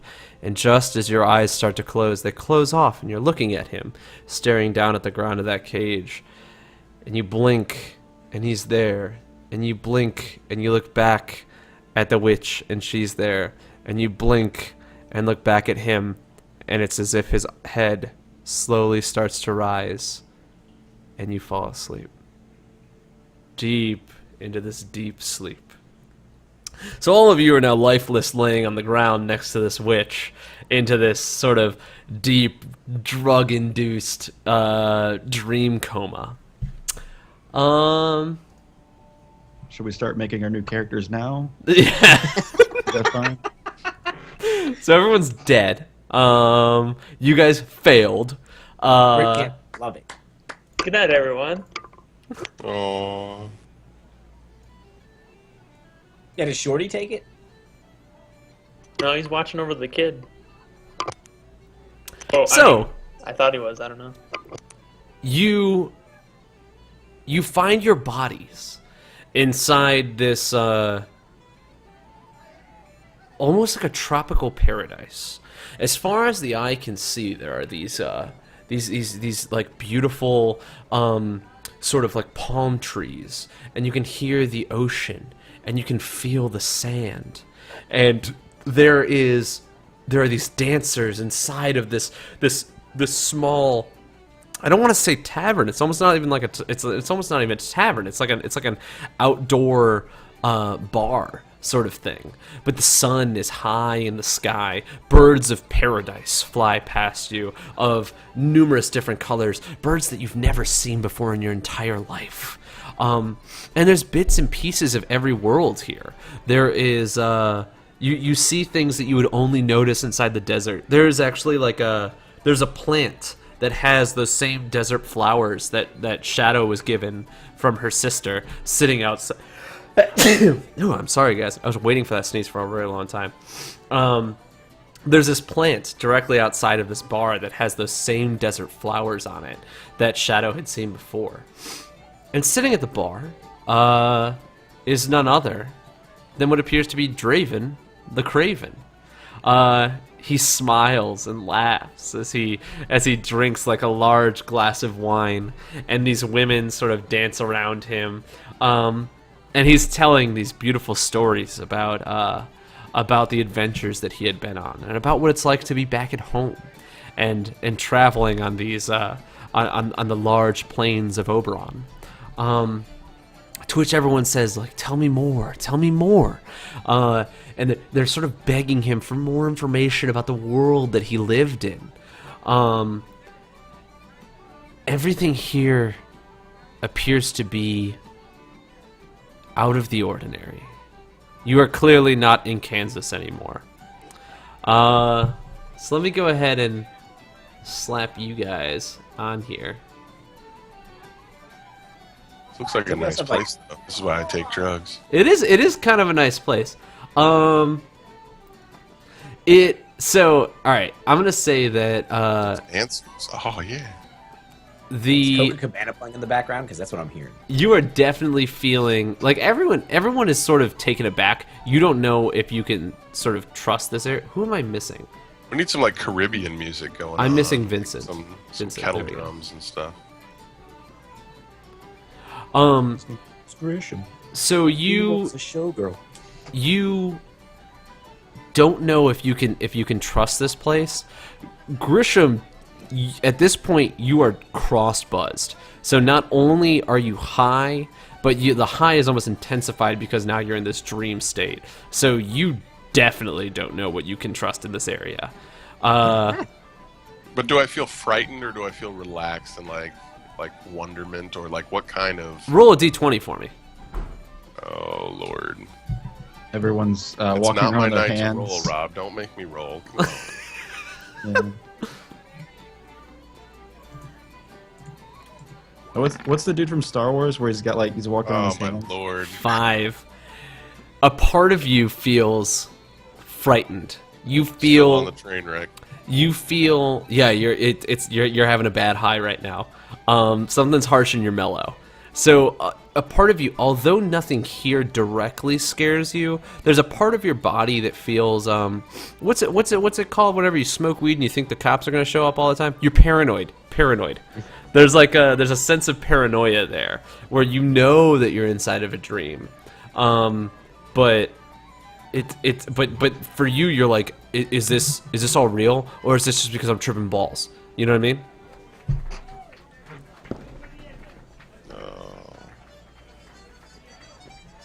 So my head's kind of darting around. I'm trying to look at everything at once. I probably look a little weird to the rest of the party if they notice. I mean, you look a little weird, like, period, but Yeah, but I mean, I'm like my eyes and my head are darting around. I'm trying to like, you know, like, oh, what's that? Ooh, what's over there? What? I'm like looking for the threat, and I'm not really finding it. So I'm kind of stressed. I'm sweating a little bit, you know, getting a little damp over here. We didn't even ask the lady about the rules of like this realm that we're in. nope, You know? you didn't. She didn't answer anything, though. I mean, we could have tried, but You She was did not pretty crazy ask anyway. about the rules here. You guys never do that. There were rules here. This isn't Vietnam, Donnie. There are Landon, rules. you I gotta should stop change talking, that. alright? There are rules here. We're with Cantherion. Cantherion makes the rules. Yeah, you're Know supposed to be a this? leader. Where we're going, we don't need rules. We just need We're all the a Might little of Tyr. trusting of him. We have the Slayer of Dragons, the Might of Tyr. The, That's right. So I just They have I'll all these walk titles. up to him. Inceptor of dreams. I'm about to slay this dream. I'm gonna stand behind Cantharian's titles, please. You guys could all fit behind it too. A wall of titles. God is his shield, and his titles are Grisham's shield. So yeah, I'll like approach Drevin. Does anything weird like stick out? I mean, obviously, like you said, it's a dream state, but do they all appear just to be like normal people, like human in appearance and everything? They all appear to be human in appearance. Yes, humans. There are elves. There are gnomes. There's, Humanoid, yeah. but it all appears as if it's all here for Draven. You know, it appears as if it's a world that Draven has created within his mind. Are So these dwarven dancers? He's a dwarf. Does that mean the ladies are dwarven? some of them are dwarves. I imagine Draven is the type of dude who doesn't discriminate. So he's got, you know, a couple of different people from a couple of different races in here. I'm watching the dancer. I'm kind of like completely distracted by Which the one? dancer. Whichever one's probably the closest one. if What's it's, what's like, Grisham me and into? him. Like, what's your fetish? Grisham grew up in a brothel, so Grisham's fetishes are kind of diverse, and he doesn't have a whole lot of inhibitions. He doesn't have a lot of inhibition. But if he leans for- towards, are for you like? sexual orientation or anything else? Yeah, like he's pretty like, he's pretty open to whatever. So what you do notice is as you are sort of paying attention to these different, you're like watching these women. They don't appear to be paying any attention to you. They are all sort of paying their attention towards Draven.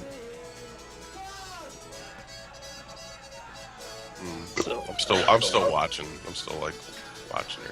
I don't blame you, dog. I'd still do it too. It's kind of calming my nerves a little bit. It's just pretty. Why are you so pretty? Basically turns into a demon and turns right back. Yeah, they're She like, eats you. You're dead. Turns into Yeah. a succubus, eats out your soul. So I'll kind of walk up to Draven and give like just a normal, like a standard salute and just say, "Good sir, I believe you're Draven. Your brother Shorty sent us. We understand you're in peril, but it's very confusing. What do you remember before what you see here?" He laughs and he says, he sort of pokes you and says, "Oh, I'm not Peril, I might be in a little bit of trouble, but no, you said Shorty sent you. How is he?" He's concerned. You appear to be in a state of endless sleep. He spills this- a little bit of wine on himself, and he rubs it on his shirt and says, he says, I'm afraid I'm a bit confused here. I'm on a vacation of sorts. You have to understand, just trying to travel and see the world. And as you mention that he's in a sleep, one of the dancers turns to you and gives you like a stern look, and is sort of like training her eye upon you.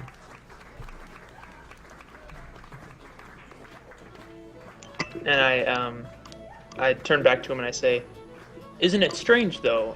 I believe we have never met, and yet I know your name. Doesn't that strike you as odd?" He says, well, I believe you must have met Shorty before. Shorty's a very well-known individual. I figured perhaps he sent you, but it's strange that he would send you this far, all the way out to the Emerald Isles. He laughs and puts his arm around one of the girls, and he says, I've always longed to be here, and I never got a chance to. Emerald Isles. What are these Emerald Isles? We're not in any island. The as you say that, a second dancer slowly like leans over to the other one and begins to whisper, and the ground quakes ever so slightly. May I try to detect magic? Yeah. Yes.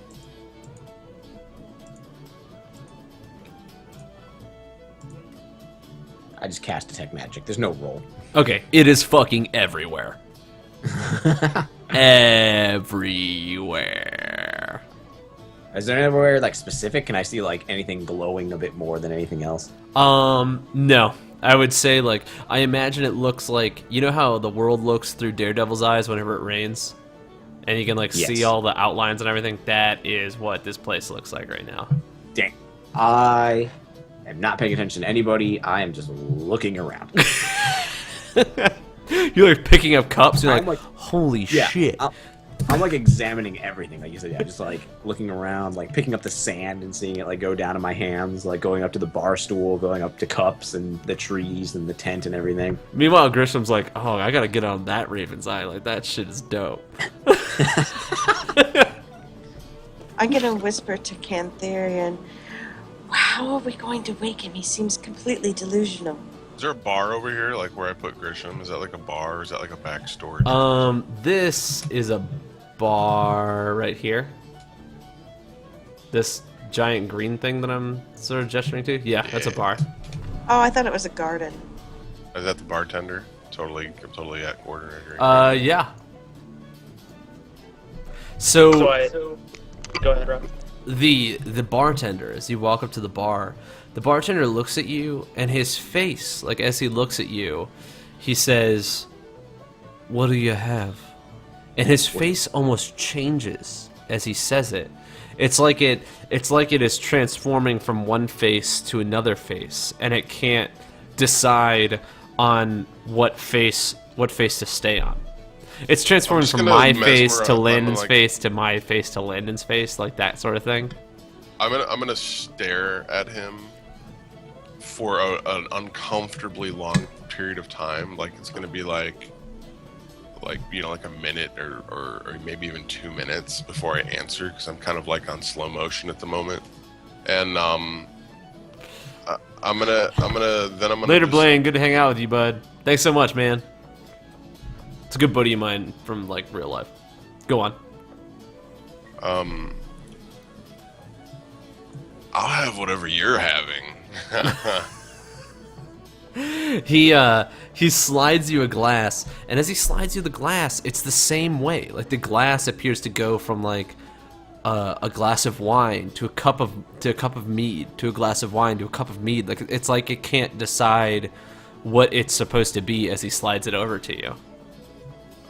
Do I notice Grisham taking this drink? I don't know. Do you? I'm still Check your staring right at his perception. face. Just staring right at his face. What the hell is Venator doing? He's like all spinning He's around. literally looking circles around over right there. now, and it's magical. Literally looking around. Rob, I want to use Divine Sense again. Okay. So you can sense that there is a fiend here. There's something here that's not quite right. You don't know where it is, but you can sense that there's something that has power over this world that's not what it seems. And I just, Vincent, look at this guy. Oh my god, look at this guy, Vincent. Vincent, look at this guy.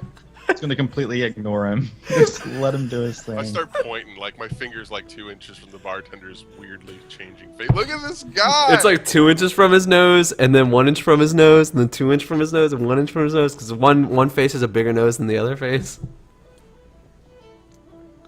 and I look back, and I just shake my head and go back to Draven, and I say, "This place is not what it appears to be," and I believe at this point you're starting to understand that as well. Draven looks at you and he says, "Wait, did you say that to Draven?" Draven looks at you and he says, whatever could you mean? It's some sort of dream state.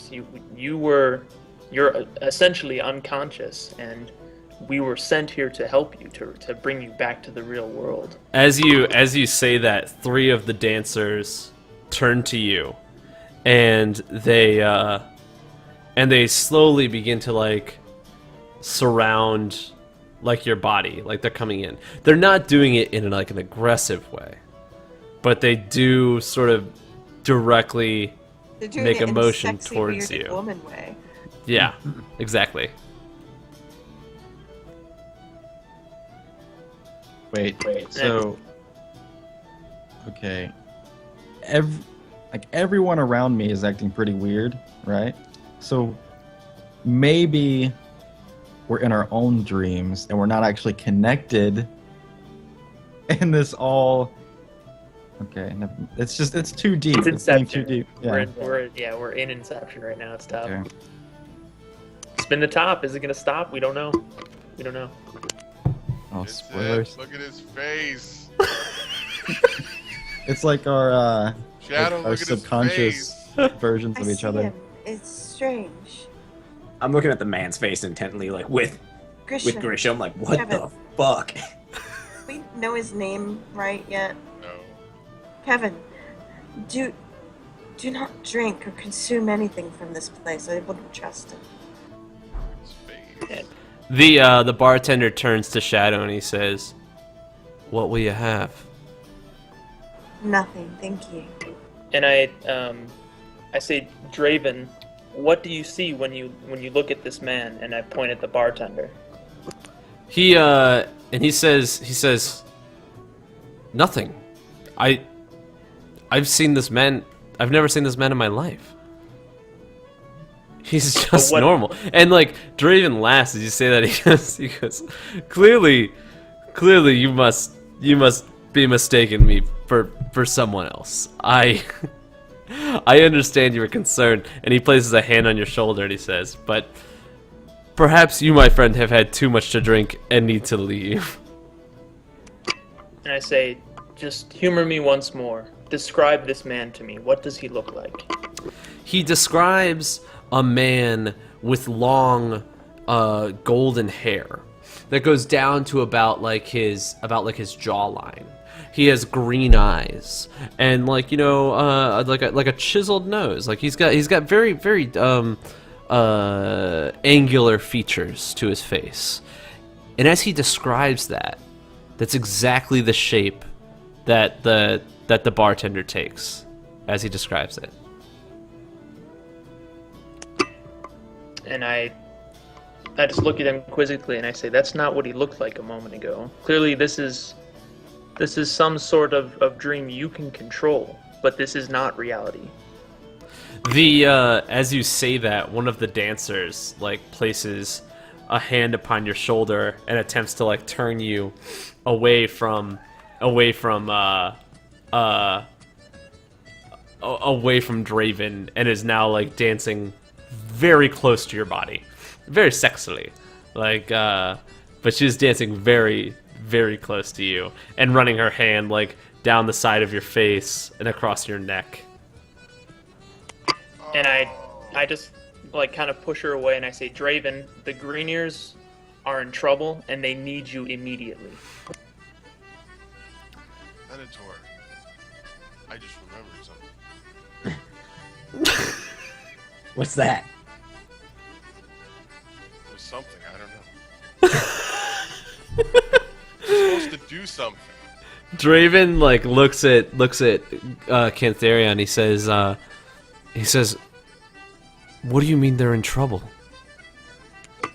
The beast that you captured has escaped. Shorty is attempting to assist us in retracking it, but many of your tribe were killed at its fires. As you Fire Beast! I remember! Fire Beast! as you say that, this tree back here bursts into flame and is now flaming in the air, but no one is paying any attention to it. Except for Draven. Like, he turns and he sees it, but all the dancers are still doing their thing and the bartender is still serving drinks. And he says, what do you mean? What has happened to them? I must know. That's what we're trying to determine, but we need to get you out of this dream state. We need you to wake up. He says, but dreaming, I am here. I've always been here. This is where I wanted to be. But how would you have gotten here? This is not a place that you can travel, at least in my experiences. He says I took a boat. I paid him in. I took a boat. I came here. I wanted to be here. And as he says that, like another fire erupts in this tree, and like now like the bar is slowly like beginning to take fire. Fire me! I'm gonna. I'm gonna, in an attempt to see if everyone else here is also like a real person on like the other realm or whatever. I'll order, I don't know, something crazy from the bartender, like money or something, like something that's not even a drink or food or anything.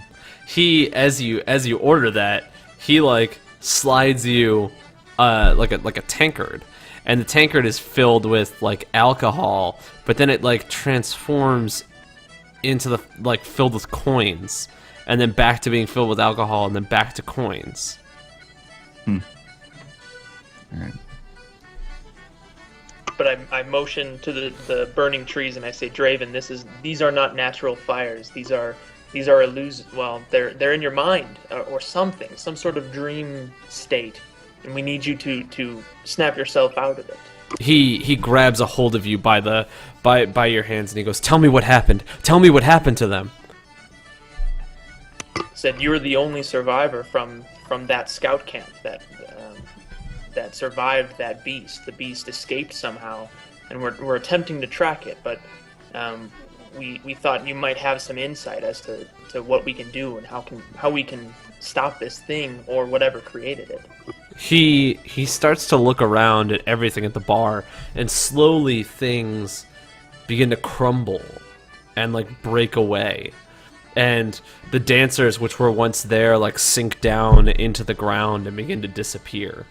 And the bartender continues to stay there, and the bar stays there. But slowly, all of the things around you are like, it's like fire is creeping out from inside them, like pushing through the fabric of the world itself and entering this sort of dream world. And he says, "I remember now. I saw it."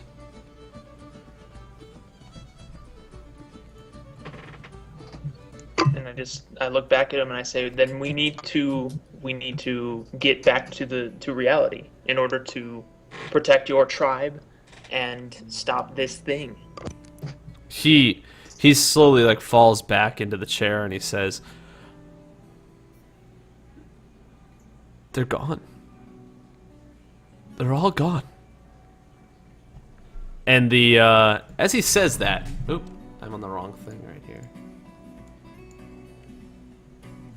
As he says that, everything around him slowly starts to disappear. So all the dancers are going away, the bartender has gone away, and the fires are like contained inside of the trees that they've been bursting out from.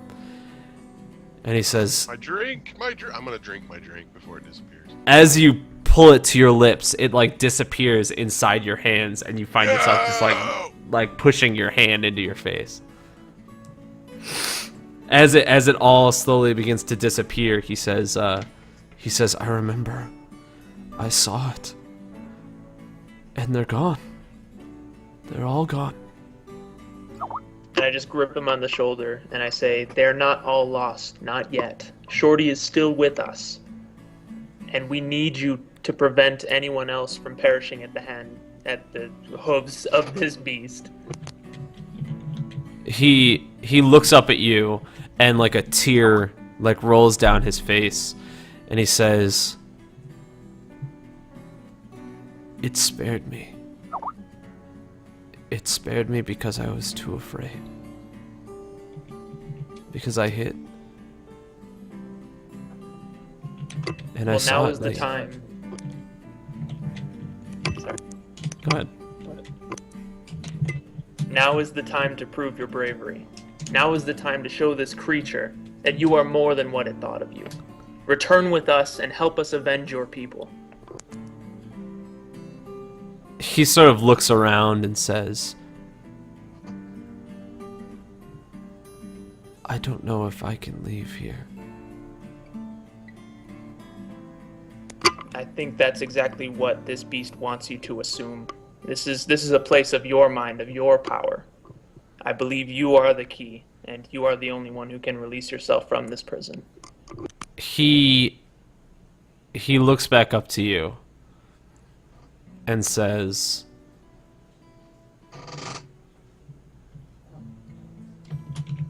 do you think you can find it? I know by Tyr's light we shall find it together. I think I know where it went. I saw it run through the wood. After it had ravaged my friends, after it left their bodies there,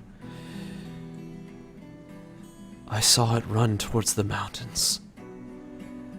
And the mountains erupt in fire. I had never seen anything like it. And then I fell. And I was here. In this place.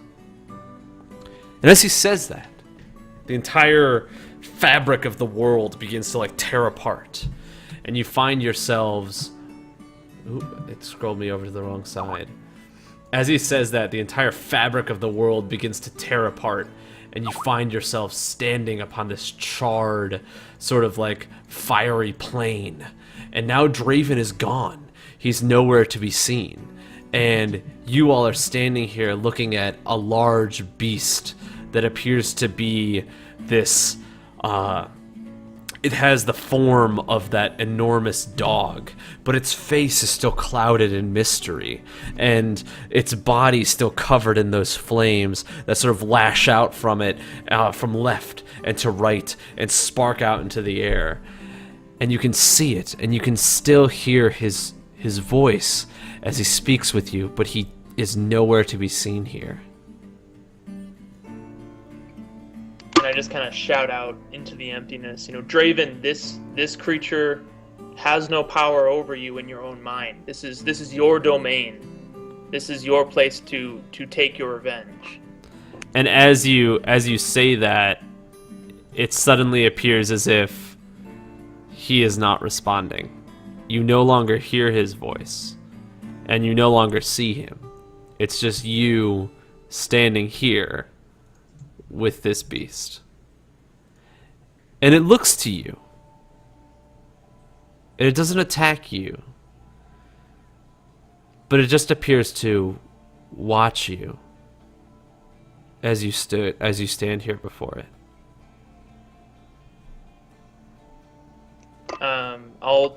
I know Celestial. I'll say in Celestial, what is your purpose? It looks at you and responds. And it attempts to respond in Celestial, but you can only understand certain words that come out. It's as if it's trying to communicate with you, but it can't. It doesn't understand what it is that you're saying.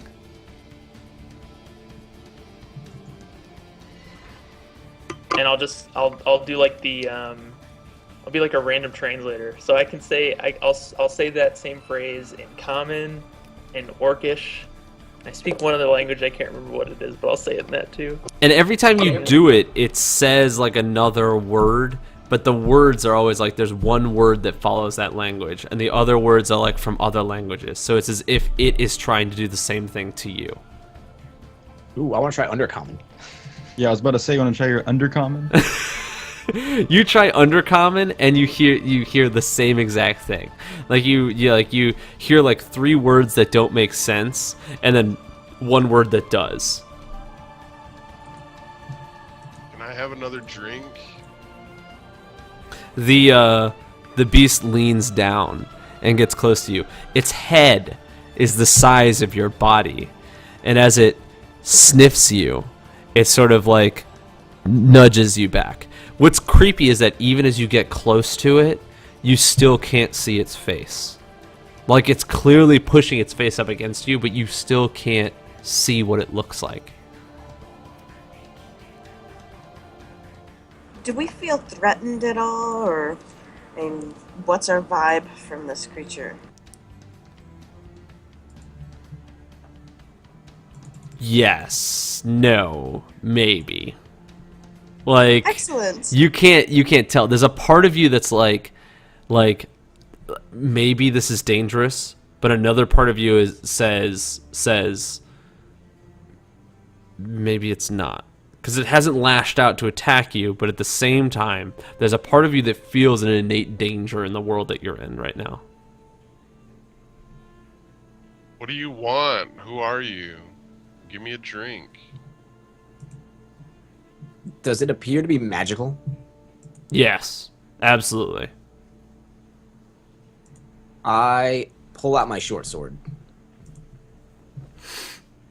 You pull out your short sword and it turns its head to you, but still does not move. And as you pull out your short sword, you can feel the air around you, like the literal air around you everywhere begins to get a little bit hotter. I kind of like motion my hand up towards Venator, and then I look back at the creature and just say, can you understand me? Do you have a purpose? What is it that you want here? What is it that you want with Draven? It looks at you and struggles with words and then says, purpose. Purpose. And it just begins to like repeat the word purpose. And I just nod and I say purpose, mission, quest, destination, some reason for doing something. It continues to just repeat the word purpose. But it's doing it in such a way that it's almost struggling with saying the word purpose, like it hasn't said it before. You know what I mean?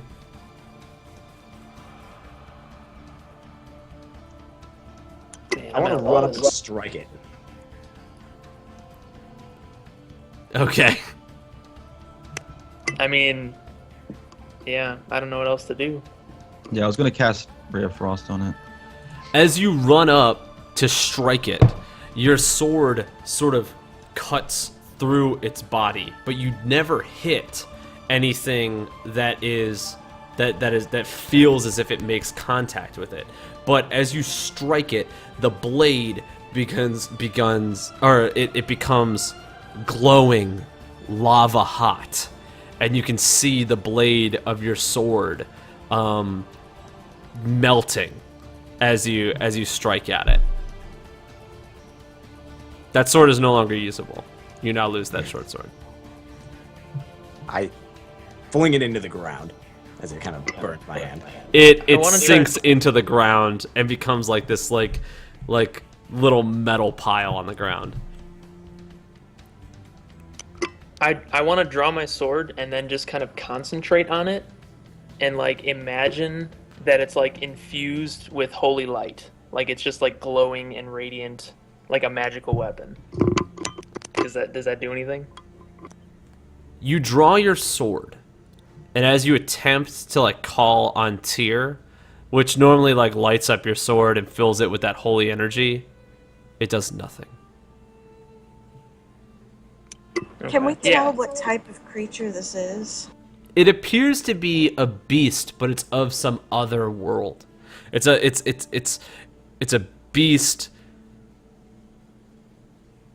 like made of magic. It is like magic incarnate.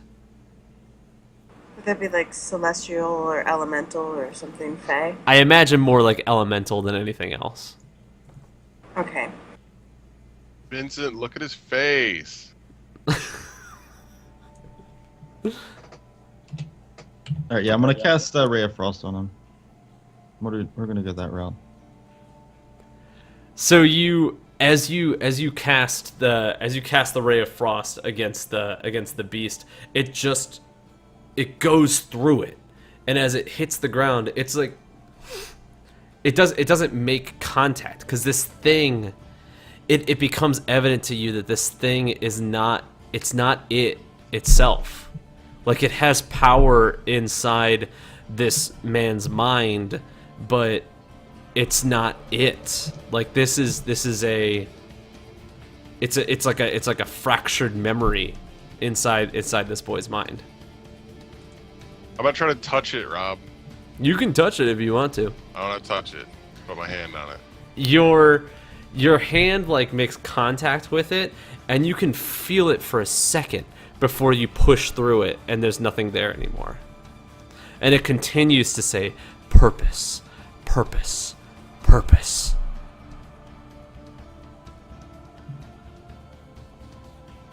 I shout again, Draven, it is time to wake up now. And as you... oh, go ahead. Go ahead, yeah. As you shout, Draven, it is time to wake up now, you see this like bright, flashing light, and the entirety of the world begins to disappear. And all of a sudden, you're back. Your eyes slowly flutter open, and you see yourselves laying on the ground. You get up and you can feel the grass upon your back, and you slowly brush it off as it falls to the ground. And you get up and you see the old woman sitting there in front of you. And Vincent, she look says, at his face. she looks at you and she says, "Did you find what you want?" And I just looked at Draven and I say, are you with us? Draven is sitting upright, sitting down, and his head is like bowed down, staring towards the ground. And he's just whispering the words, purpose, purpose, purpose.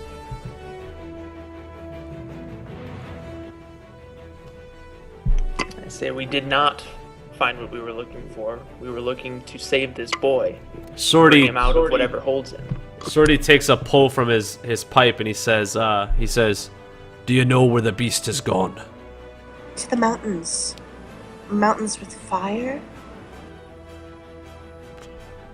He says, "I've never seen anything like that around here before." That's what he said to us, that there was fire around the mountains or something. I didn't understand. I've never seen anything like that. He looks to Cantharion and he says, "Did you save the boy?" And I just shrug and I say, he seemed to understand that he was in a dream. And he seemed to have control of the dream. And then he conjured up this image of the beast itself. He mentioned that the beast went through the wood toward the mountain, and the mountain erupted in fire. And that was the last thing he remembered. The witch laughs as you say it.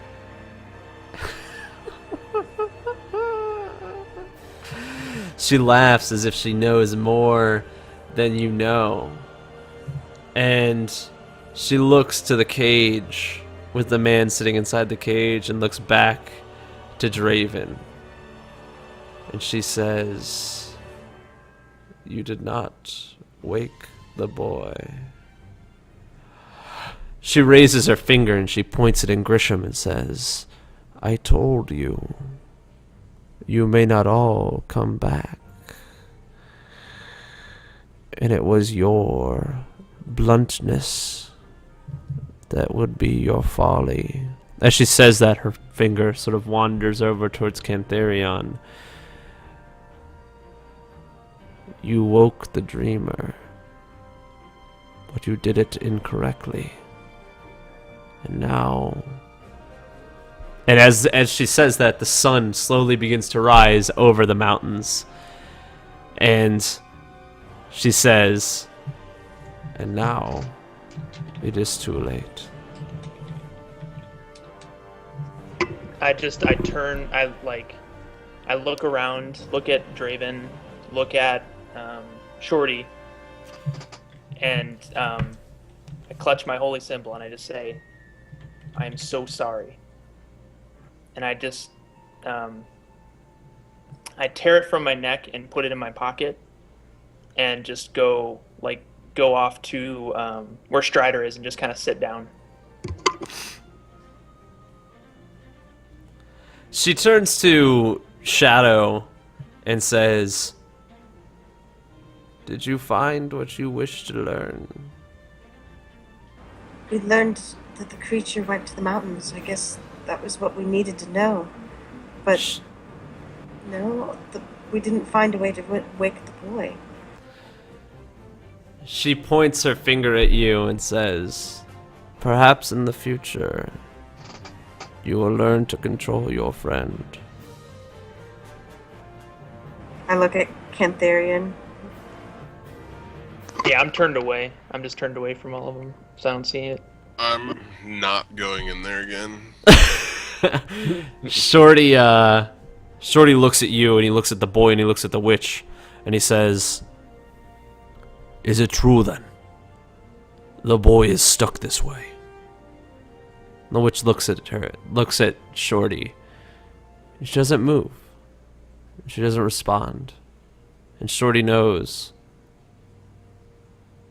that Draven will never come back. Shorty, does he have family we can take him to? Shorty says, that boy was an orphan. That boy had nothing but us, the Green Ears. And we promised to protect him. You go off into your fiery mountains. You find the beast. And if you can, you bring it back. So Sure. I can kill it with my own hands. We'll do that. I'm a healer, but I am one of mercy. Would you like me to give him mercy for you? He turns to the rest of your party and he says, I'm going to leave that decision up to you. Do you think the boy deserves to die? It would be release from this, if there's no hope of him ever returning. I'm gonna let you guys What talk type of amongst fight? yourself while I Okay. go get another beer. You get to decide if you're gonna kill this boy or not. Otherwise, the witch is gonna put him in a cage. Gonna eat him. I don't think there's any reason to kill him.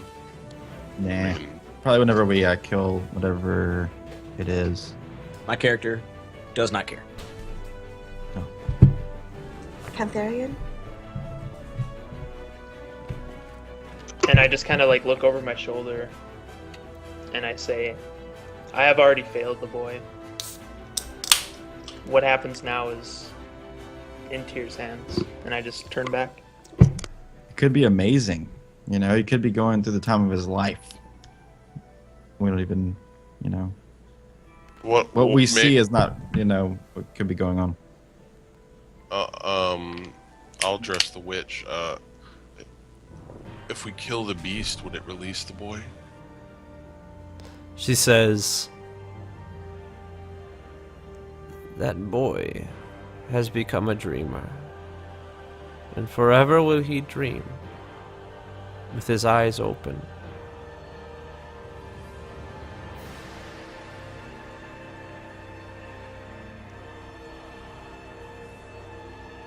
You like the dream that he was in, just leave him the way he is. he liked that, so we'll see him in a. Well, where we Another left time. him was in flames. Someone will have to care for him for his entire lifetime. If we leave him like this, he will do nothing but speak that word over and over again, and he will have no life, no quality life, so to speak.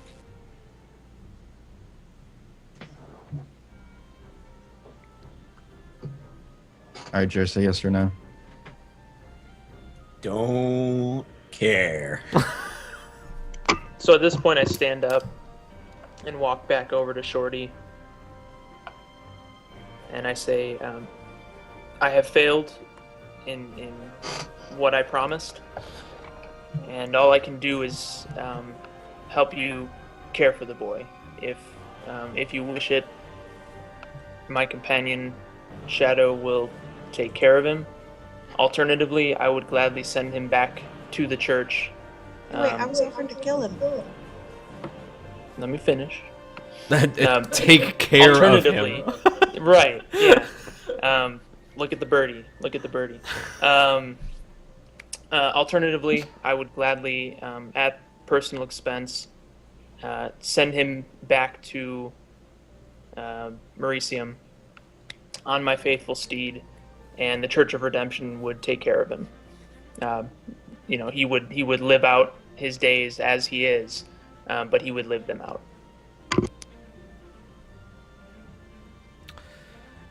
Shorty looks at you and he says, "I appreciate the offer. The only issue is, he can't come back with us. A boy in his state would not live 2 days on the plains of Oberon."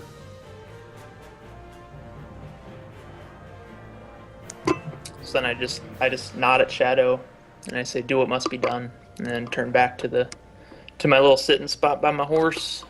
Shorty, how do your people handle burials and funeral rites? Most of the time we leave the bodies out to feed the birds and the wildlife across the plains. It's sort of a recycling ritual, if you would understand. Well, should we take him there, or should I release him and then take him there?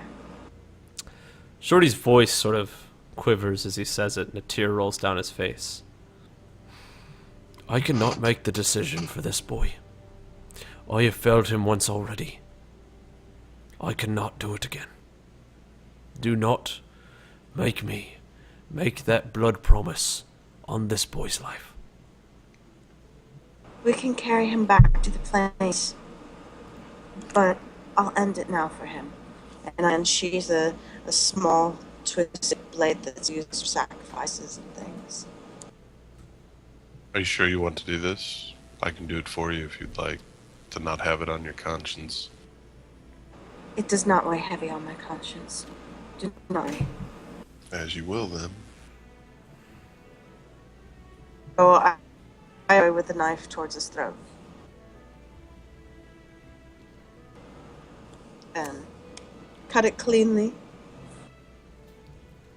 As you do that, the blood sprays out from his throat and covers the grass in front of you. Where once was green and the color of flowers, you can see lilies and these beautiful white flowers are now covered in red as far as the eye can see, and the boy's body falls to the ground. And as it does that, the man in the cage, who is also staring down at the ground, breathes a little heavier and attempts to pick its head up. The boy's body falls down, and Shorty looks away and says, "Find it and kill it." You mean to tell me you drag us out here a fortnight to find a creature that you couldn't handle that's now roaming the countryside, and you're not going to come with us after we dragged this body here to this witch? And Just you're let just it gonna go. walk away? Just let it He go. grabs your shirt and pulls you close. He says, "Do you have something to say, elf?" I've already said it. What are you doing? Not He everyone throws you grieves the same down way. against the ground and stands over you with a giant war axe at his side and says, "Do you wish to test me, elf?" Well then. Calm down, Shorty. Calm down. This is not a time to fight. I am going to cast Ensnaring Strike. Do you need a What? sword to do that? Because you don't have one anymore. I have another sword, but I think, Okay. let me see here. Let me read it. All right, let me see. Oh, he doesn't It's get his just sword whenever- back even though the dream's over? Oh, I guess it's whenever you hit a creature with a weapon. So I guess I can't do it as a strike. Nope. What you do notice is that when your sword was destroyed inside the dream, it was destroyed in real life. You do not have Oh. that sword anymore. So I go to like reach for my short sword. You go to reach for your sword, and you feel that there's nothing there. And as you do that, Shorty like raises his hand with this warhammer, and he says, "I have half a mind to end your life right now. How dare you speak down to me?" He says it a With little bit that, ironically, because most people speak down to him. He's actually kind of short. He's a dwarf. Yeah. With that, I reach for my longsword and go to sideswipe, I guess. As Go ahead and make a roll. an attack roll. Yeah. You're attacking him, aren't you? Yeah. So we'll go with the ensnaring strike. Do you have to roll a d20 to hit that? Let's see here. Yeah, he has to roll the Massive hit, vines right? at the point of impact. The target must succeed on a strength saving throw or be restrained. But it's after you hit with a weapon, so you have to actually hit the creature first. Is that what it is? Yeah, because it says when you hit a creature with a weapon, so you make an attack like you normally Oh. would, and then it's like my divine smite. If I land a hit, I can add damage to it. Okay. So you have So, to basically you we'll go- just try to hit him and then see what happens. 24. Damn, that's gonna hit. So you swing your blade and you hit him and you do 8 points of damage to him.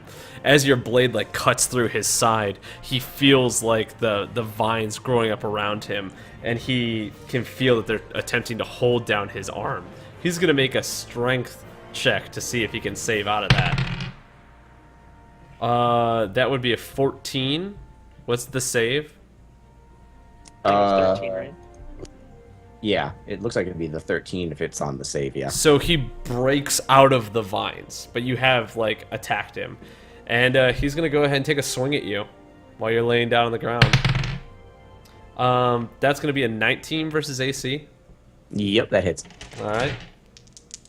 I'm going to shout at both of them a command using command at level 2 instead of level 1 to target both of them. Stop! Are you doing that? We're gonna do his damage first. He does 12 points of damage to you. I am unconscious. So he slams this giant war axe onto your body, like through, like into your chest, slams it down, and then as you yell out "stop," he turns back to you with this axe in his hand, and he says, "How do I know that I can trust any of you anymore? When you follow people like this?" And he nudges the unconscious body of the elf that he just beat to death, almost death. And I just stand up and I don't like charge up to him, but I just walk purposefully towards him. And I say, "Shorty, I'm as distraught as you are. I don't understand why Venator just attacked you. But know that we do not follow him. It is the other way around. And we will deal with this internally."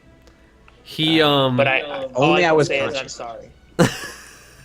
He, as the adrenaline starts to leave his body, he reaches towards his side, and he pulls out his hand, and he can feel that there's blood there. And he looks at the witch, and he looks at all of you, and he says, "I think it's probably best if you leave." And then I say, "I we gladly will, and I hold my hand up like this. But before we do, and I reach to touch onto his shoulder and do lay on hands to heal up the 8 hit points or whatever he lost. He feel well. Did you roll to see how much you heal him, or is it just No, it's just with lay on hands. I can just expend my level times 5 hit I never got to roll to points. see how much damage I did to him. Oh, didn't you? It was 8 damage. It was 8 damage. It was right there on the roll. Oh no, that's not the damage that it does. That's just a weapon. That's just a weapon attack. Oh, okay. Sorry, my cat is crawling behind the monitors right now. Let's see here. Yeah, but he saved against the DC, so there's no damage from the vines. Does it not do attack? Do you not get like your attack damage plus the spell? Well, you did. So your longsword attack did 3 slashing damage, and because it was a crit, it did an extra D8. So it's just a D8 damage, and then it added a D8 to it, is what it looks like. Oh, okay, so it would be 11 damage. 9 plus 8, so it'd be 7. It'd be 17 damage.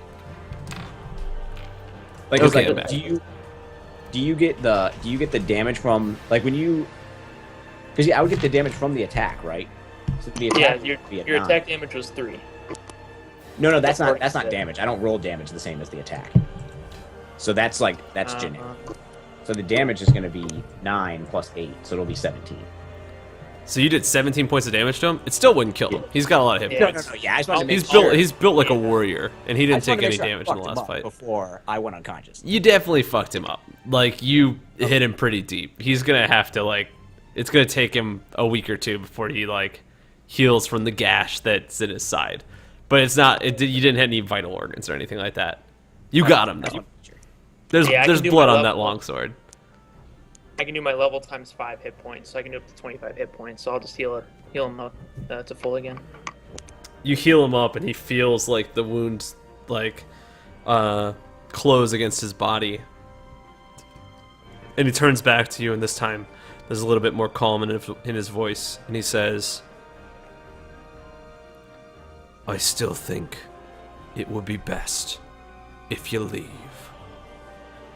And I leave my hand for a second, and I say, Shorty, we both failed, but I promise you I will not fail in destroying this creature.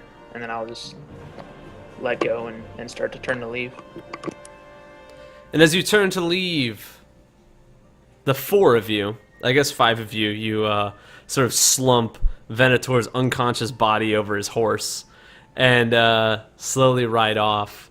And we'd Assumingly... take Draven across the horse too, wouldn't we? Oh, you're taking Draven's body too? I We weren't gonna assumed leave that... him in the bog. Oh, I assumed that that Shorty would take his body. But if you take Draven's Or- body as well, Should Shorty take him to the plains then? it's up to you. That would make more sense. I think it's awkward now if we try to take the body. I think. Like, Thanks so much, man. We really appreciate it. Someone said that that our D&D is much better than the 144 viewers, so that's pretty dope. Pretty dope. So go on. You slump Shorty up over the horse body. Yeah, and we'll do the same with Venator, but I don't think we're gonna heal him up until we get reasonably far away. I think we'll let him just kind of. He's not dead, right? He's just unconscious. He's unconscious. Oh, so we'll Joe probably hit. That's He it. probably hit Yeah. 0 hit points. I But have he's it not. -3. If you want. Yeah, so he's unconscious. So yeah, I'll bring him to exactly 0, so he's still unconscious, but he's not dying. Oh yeah, I don't think death saving throws. And I'm gonna address Shorty. Shorty, I'm terribly sorry for this misunderstanding we've just had. I hope it doesn't have to dissolve our at least brief friendship that we had. we got another follower, Multitoad. Thanks so much. Shorty turns back to you, and he says, "Did you mention friendship?" Well, I felt personally as though we were forming a bond, at least a bond of purpose. We will definitely track this beast down, and Did you actually use the word purpose? we will. As you say purpose, oh no, he can't say it because you fucking slit his throat. He's fucking dead. I was gonna Sorry. say that the guy would say purpose, but no, he's just fucking dead. That'd be creepy if he's So Shorty, he feels torn because he wants to feel like your apologies and sincerity, but a part of him feels like he can't trust you based off of what has just happened. He If you ever need assistance again, Shorty, ask for Grisham in Mericium, and I'll try to lend aid if I can, because I feel as though I owe you for this misunderstanding.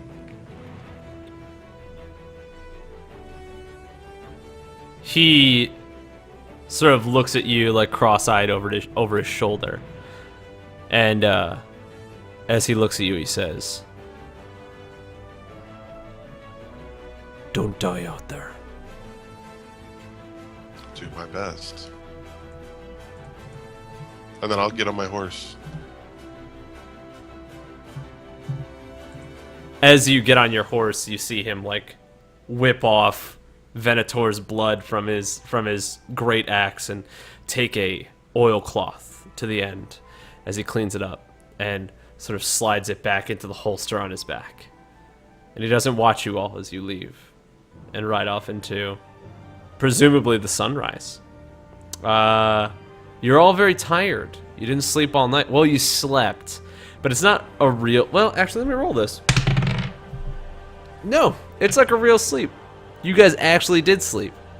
And Wait, we actually slept? yeah, He's I have not full- unconscious. you're I have still full hit points unconscious. then. So you We roll all... a seat. So you all actually did sleep throughout the night, and as you ride off, you leave But you Shorty got there. hit after you slept, silly boy. Yeah. I'm saying, like, did we slept like while we were in that dream state? Yeah, I'm gonna consider that dream state of sleep. No, man, I was at full hit points then. Not anymore. Now you're at 0. Man, how was that? I would have been down to 20 something. Still could have swung back. As you guys sort of ride off, you leave Shorty standing there with the caravan, and as you ride off, you can see the mountains in the distance, knowing that that's where you have to go. And there's a body on the back of your horse. And so, -1 saddlebag, -1 short sword, and -1 young dwarf, you ride off into the mountains to hunt the beast. And we're going to stop it there. So, experience. We're going to say that you guys didn't really fight anything, but you did do a lot of role play, and a lot of the role playing I fought was really something. good. was- Venator fought something. Bloodlust. We're going to go ahead and say that you guys get, let's say 900 experience points for this session. And then, did anybody have any bonds that were resolved today? My bond has changed with Venator. Okay, so what was your bond with Venator before? Suspicious of his intents. Ooh, Dr. Pepside with Cola. Dr. Pepside with Cola? Thanks so much for following, man. We appreciate it. What was your bond with Venator before? Suspicious of his intents. Now I'm more wary of his violent behavior. I'm gonna point out, say- I was the one thrown to the ground by a dwarf. Just saying. That you instigated. If I was conscious, I did not get the last half of that. You were silenced that whole time. I know. So whole you call did get that, by the way. because that bond was resolved and you created a new bond, you get 150 experience for resolving that bond. So give yourself